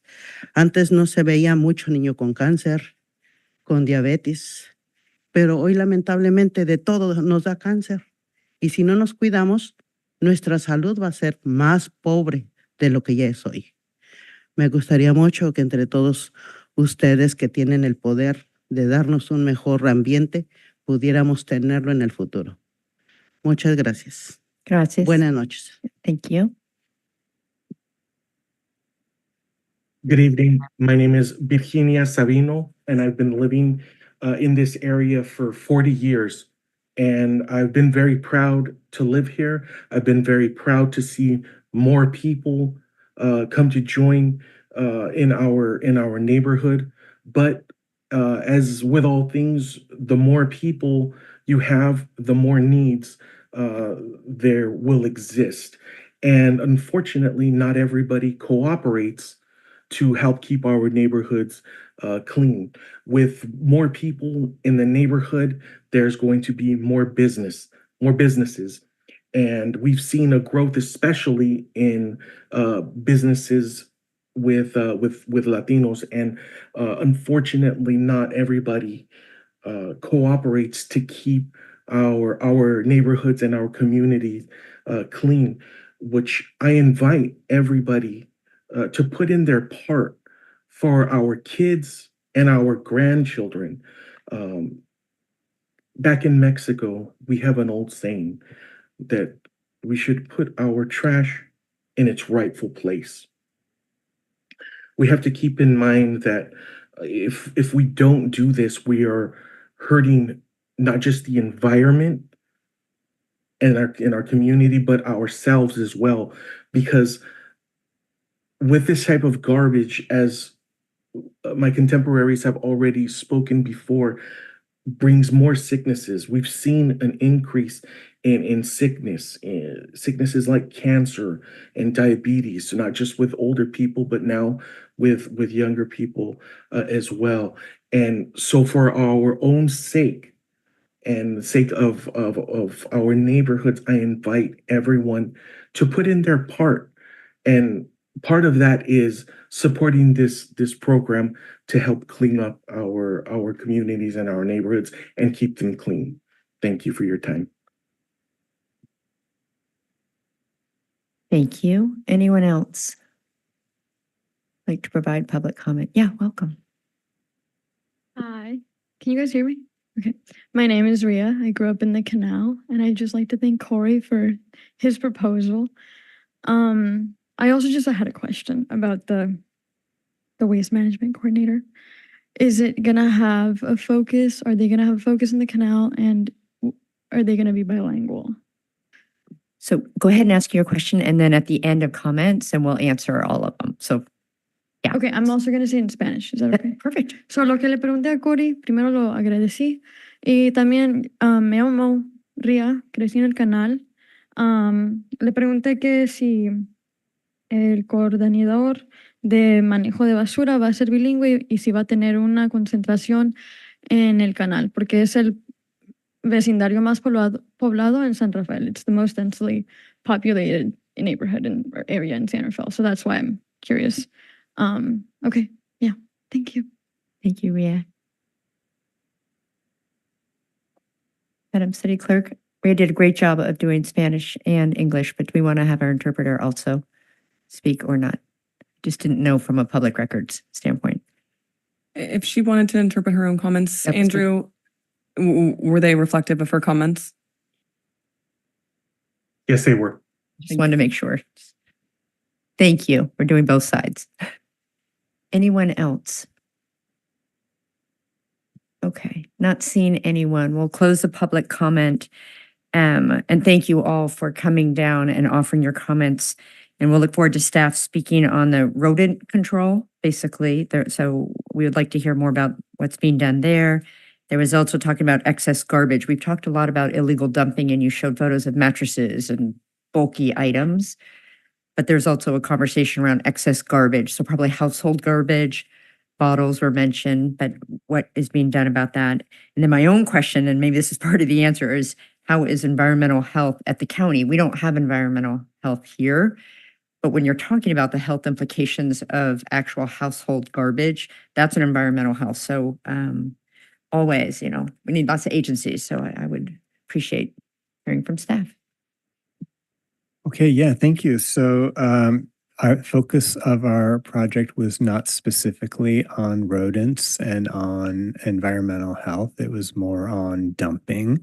We did that analysis, I should say R3 did that analysis with Marin Sanitary Service specific to overages and which buildings had overages, and there were a dozen or so buildings that had regular overages, and those need to be addressed. And that's part of what the waste management coordinator would be able to focus on, because at this point, Marin Sanitary doesn't have a partner to address that. And part of what that will entail is some process improvements of making sure that our ordinance is enacted and that increases in service become mandated for folks that are continually not having enough refuse service for their residents.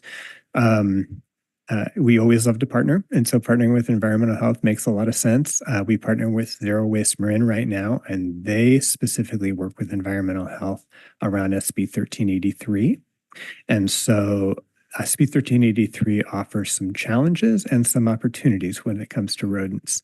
The issue is usually food or things that attract rodents, right? And so right now, those are all in a lot of places in big open dumpsters, right? And so that's very attractive to rats.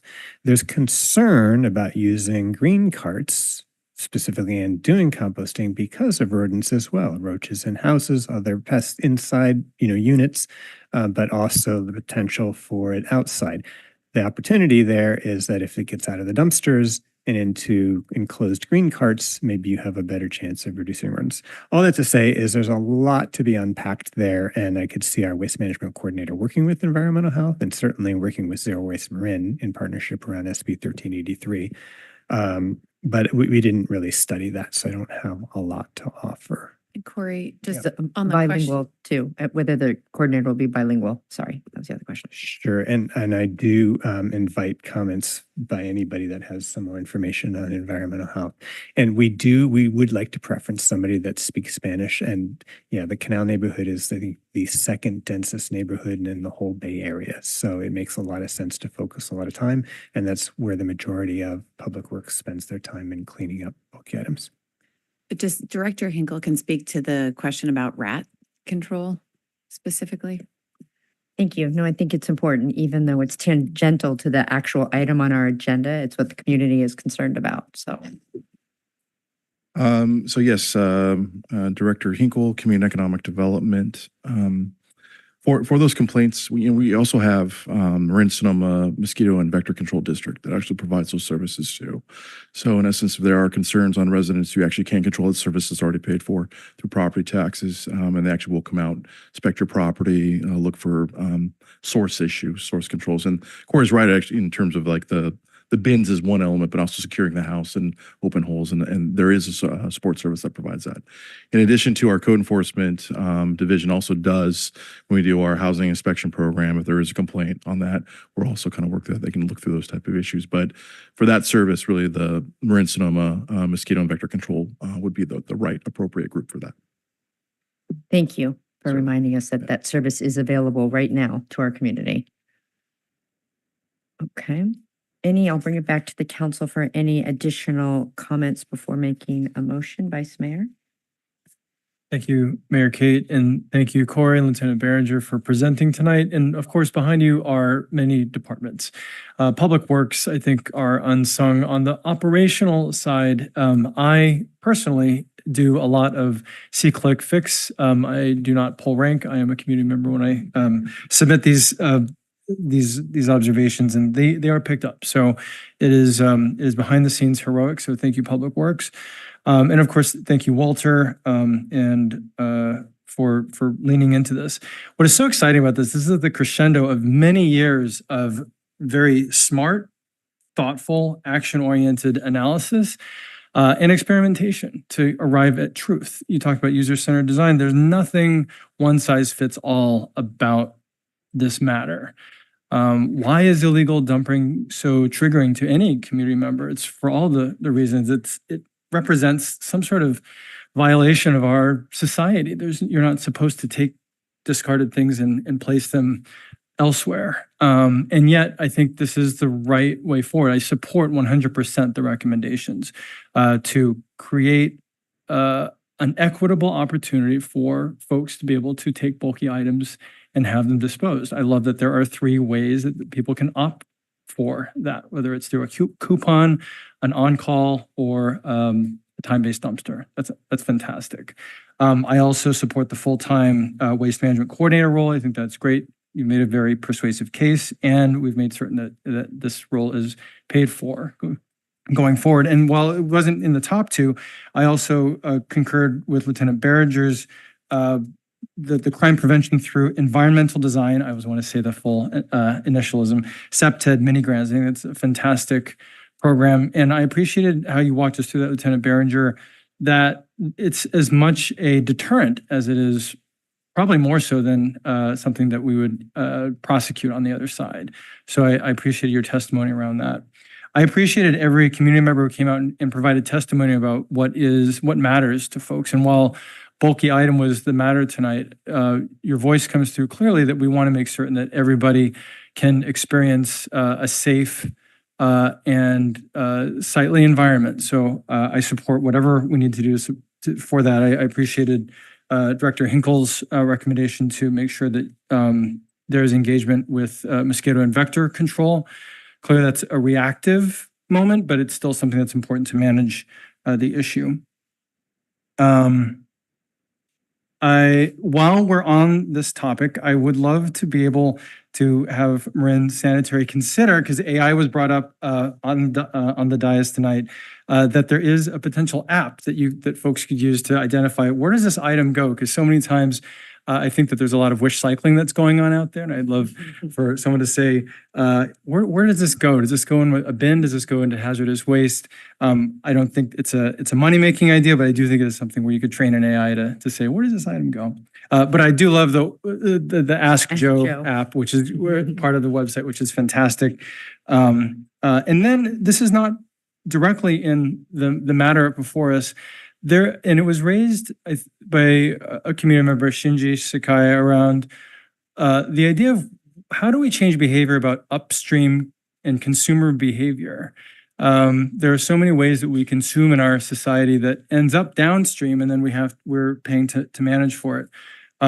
This is not in the matter before us, but I do love the prompt to say what are our individual roles in terms of how we consume, so that not so many things go into the downstream. So I will be supporting the amendment this evening, as well as the other matter. Thank you. Thank you. Councilmember Yurenz Gulati. Yes, thank you. As I mentioned, I am so excited because, first of all, I want to thank you, Walter. And I think this is like what we do best, listening to the community and really figuring it out what is needed, not for us just come out and tell them what is needed. So I feel that this has a lot of potential. Illegal dumping is definitely an issue, and there is nothing worse than going through your neighborhoods and see like a mattress in the streets or like bags of waste and rodents. I mean, there's nothing worse to me. So I'm really excited, and I fully support hiring a new person to help us with illegal dumping, but also engaging with the community. I know we have amazing leaders. Some of them are here tonight, that they are willing to volunteer and really be out there wherever we can coordinate with them. So I think it's a great opportunity. Having somebody that is bilingual, I'm so happy you mentioned that, because I think it's a no-brainer. We need to have somebody that can speak English and Spanish. And so I'm fully supporting this and hoping that the time will go fast where we can implement it as fast as we can. I have used the See It, Click It, Fix It for the first time. There was a mattress in Bret Hart for 2 weeks, and I'm like, okay. So, and I would love for more people in our community, more people in the canal to really learn how to use it, because I think it's really effective. And I don't know what I did, but I think I signed up to receive updates. Like, I'm getting a lot of emails now with all the updates in the city, but it's actually really good to go into the neighborhoods and see what's happening and who has put different requests. So I think it definitely works.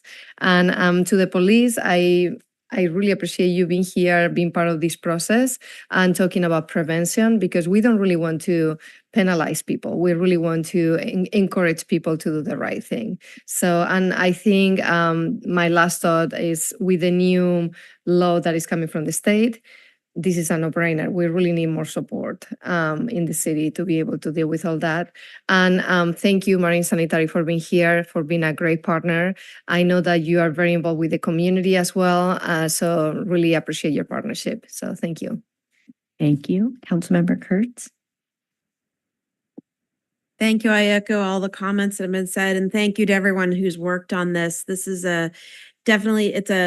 you'd think it's an easy issue, and it's a really complicated issue in terms of all the different hands that have to be involved in this type of solving the problem. And so I really appreciate everyone working on it. And this is going to continue. I'm glad we are staying up on the fees. So because it's one of those things that it's going to continue to cost to be able to resolve. And so I think this is really important. I think putting the resources to addressing the problem and the third piece of this around being proactive. And, in 10 years, I was looking at our census numbers from 2020, we're at 44% of multifamily units, and that was in 2020. By 2030, I imagine that's going to be much higher. I don't think we're going to have additional density. We might, but in the canal, but across San Rafael, we will. And so I think the more that we're able to continue working on thinking about proactive ways of either within design or within the management of these buildings so that we can be in front of this, we're going to be able to help issues that we're seeing right now in other areas in the community and try to get in front of that. So this is super important. It affects many people, and I'm really happy we're moving out of the pilot phase. A 5-year pilot's a long pilot. So I'm glad we're moving out of the pilot and being able to now expand this across San Rafael. Thank you. Councilmember Bushy. Thank you. I have two sort of sets of comments. My first set of comment is on the proposal in front of us. I think it's awesome. I think it's great. This is directed at legal dumping. It's all driven by facts, and the proposals brought forward make sense. And I completely support them. In contrast, I hear the testimony from our residents coming forward with a public health problem that has been going on for a long time. And we apparently know that there are a dozen of these places that continually have excess garbage. In conjunction with our big program for illegal dumping, I think we need a targeted, immediate enforcement plan to address these problems. We can't have rats running around and eating up people's cars. And while vector control is great for wildlife control, this situation, we know what the problem is: the inadequate trash refuse being removed. My recommendation is that in addition to all these other things, that we have a 90-day plan to address those 12 known locations. Marin Sanitary has been just an incredible partner in everything. I'm sure that they can assist in this. The identification, your people are out there on the streets every day. You know where this is, and can come up with a pragmatic, economic, and efficient plan to address the rodent problem that our residents have told us about. So while all of this is good, the broader program's great, 100% gonna support it. I think we need a 90-day plan to just clean up these particular locations that we know about. Thank you. So I also want to start with thanks to Lieutenant Behringer and Walter at Voces to Canal, Corey. This is not one group of people or one sector or one agency that can address it. Marin Sanitary, you've always been a leader in the waste haul business, and we focused on illegal dumping, but there's so many other things where you have led really the industry. And Patty, you've been recognized by, I think, the highest, I can't remember the name of the award that you received, but it was being recognized by your peers in the waste industry for your visionary way of recycling, reducing, all the great things that you have been doing. And so we're so lucky that you continue to be a partner with us. And I didn't want that to get lost. Zero Waste Marin is an incredible partner as well. And obviously, it's not one agency that can do any of this. We have, and we will have more unfunded mandates that come down from the state. That's the reality of it. As you've heard from the dais, having a waste management coordinator will be a necessity for a community of our size to get at the issues that are before us and the ones that are going to come down, in addition to the illegal dumping. That I wanted to speak just for a second on the rates. And you had one slide on it, but really the work that's been done in years past by the council in conjunction with MSS, with R3, of really having a way a legal, defensible, workable way to have the rates not go up and down and spike in the way that they did decades ago. And I wanted to make sure that was also recognized. When I look at these rates and you look at the amount of service and what you do for our community, especially in comparison to other jurisdictions, local or across the Bay, and what they're paying, I mean, the incredible work we get and the value. I mean, you bring real value. It's top-notch service. And we are so grateful that we get that benefit here in our community. In terms of just building for a moment what Councilmember Bushy said, I also appreciate the community members that came down and brought forward an issue that's adjacent to the bulky, the illegal dumping, bulky items. And what I would do is defer to staff. They have all heard it. I saw them all taking notes. That is something that, again, it's not just a San Rafael issue. We have to have environmental health. There's a lot of players that were involved in that, whether it's 90 days or a few months. I think the direction you're hearing is a concern that because there's a health implication, we would like to have at a future date what that might be, what that might look like. So that would be something that if we could hear about that in the new year, that might be a good time when people have gotten through the holidays, we've settled a little bit. I'm sure the rest of the council would be interested in that. And again, appreciate the community coming forward. In addition to council meetings, we are always available outside the council meetings to hear the issues that are important to our community. So, and you make it easy when you come here and speak with us directly. So there are two items that are on this agenda item, are two different recommended actions. I'm happy to make the motion, Mayor. Thank you. Go ahead. I move that we adopt a resolution authorizing the maximum rates collected by Wait, Marin. hold on for a second. Oh, sorry, it's the other one. Okay. Adopt a resolution approving a fifth amendment to the amendment and restatement of the collection agreement of the City of San Rafael with Marin Sanitary Service. Second. Moved and seconded. Roll call, please. Councilmember Bushy. Aye. Vice Mayor Hill. Aye. Councilmember Kurtz. Aye. Councilmember Yiran-Scolati. Aye. Mayor Kate. Aye, that motion carries 5-0. Councilmember Bushy, because you were part of the subcommittee, would you do us the honor of the next motion? I move that we adopt a resolution authorizing the maximum rates collected by Marin Sanitary Service for refuse and recyclable material collection and disposal services to be effective January 1st, 2025, and adopting a city cost of solid waste services fee, refuse vehicle impact fee, and franchise fee for the use of city property in the provision of solid waste related services. And a second. Moved and seconded. Roll call, please. Councilmember Bushy. Aye. Vice Mayor Hill. Aye. Councilmember Kurtz. Aye. Councilmember Yiran-Scolati. Aye. Mayor Kate. Aye, that motion carries 5-0. Thank you all for the work that you have done to this point and the work you'll continue to do. Thank you so much. Thank you, Lieutenant. Thank you, Corey. Is there still an opportunity to talk? I thought that was coming next. And I promised to make it very brief. I so apologize for being. Patty, we would be thrilled to have you say a few comments on this agenda item. I will reopen the agenda item. I am so. It's already been approved, but we would appreciate your public comment. In my 37 years, this has never happened where I missed the opportunity to speak before you.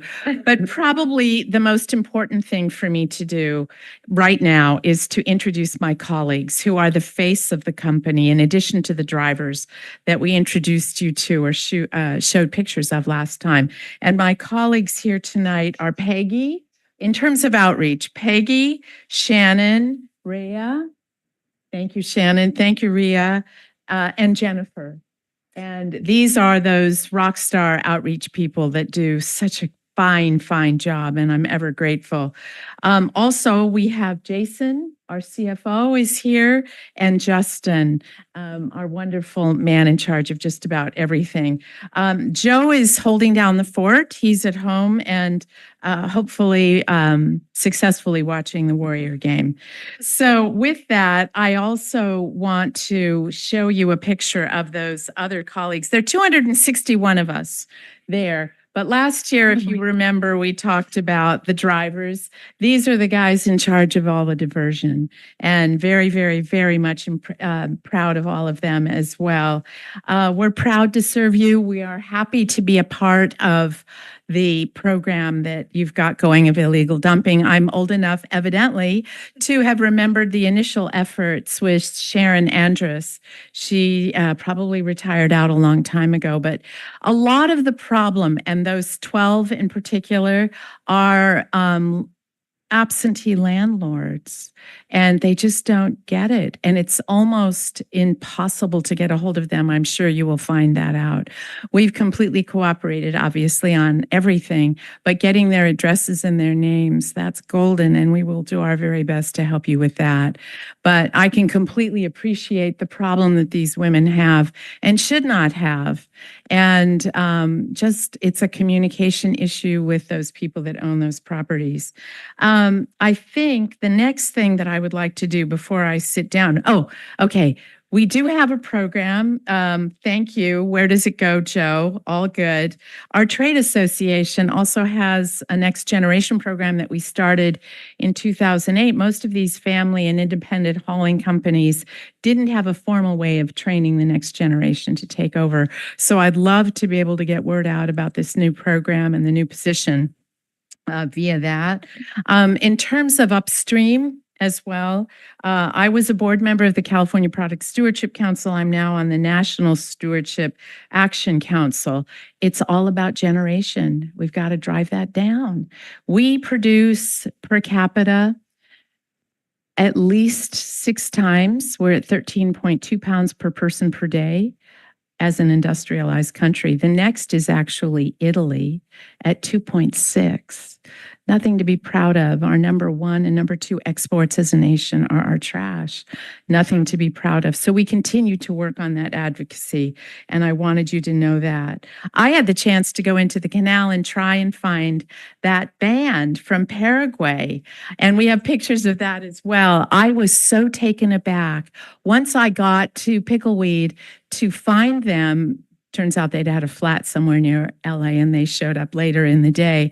If you want to know where all the hippies are in Marin, they're at a dance class at 9:30, same time that they were going to perform every Saturday. And I thought about joining them.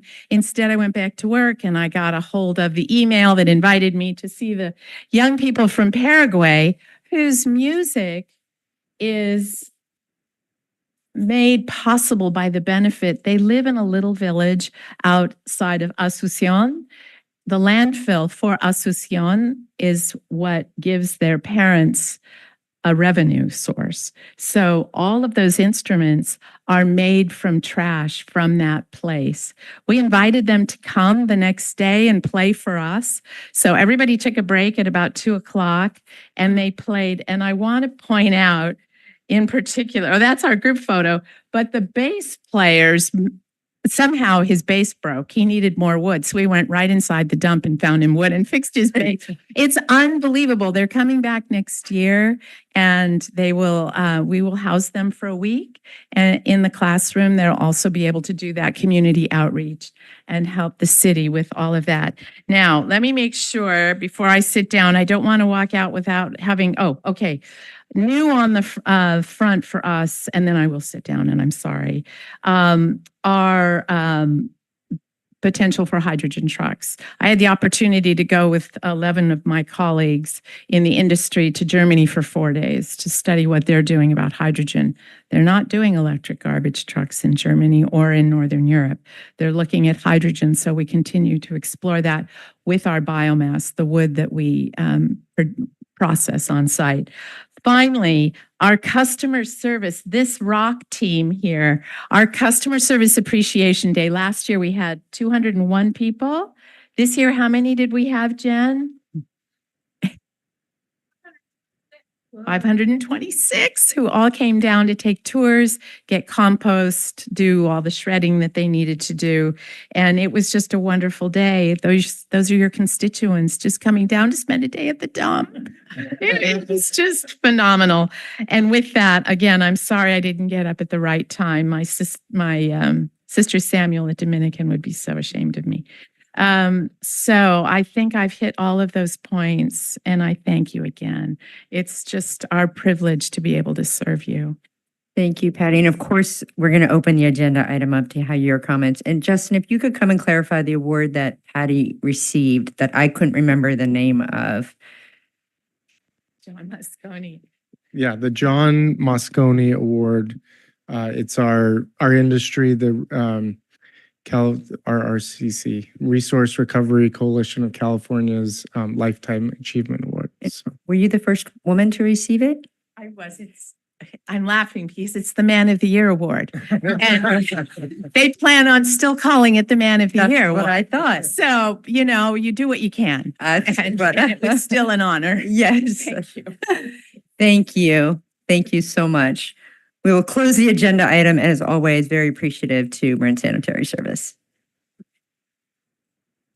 Thank you. We have one more public hearing, and that's on the BioMarin Development Agreement. Welcome, Director Hinkle.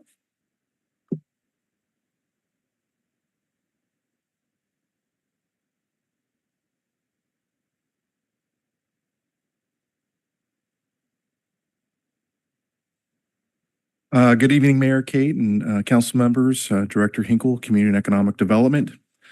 So as staff try to balance out presentations, after following Corey's presentation of multiple slides, we have 0 slides tonight. So, but I will have the distinct pleasure of introducing our consulting planner, Charity Wagner, who will actually give a verbal presentation for tonight's item. So thank you.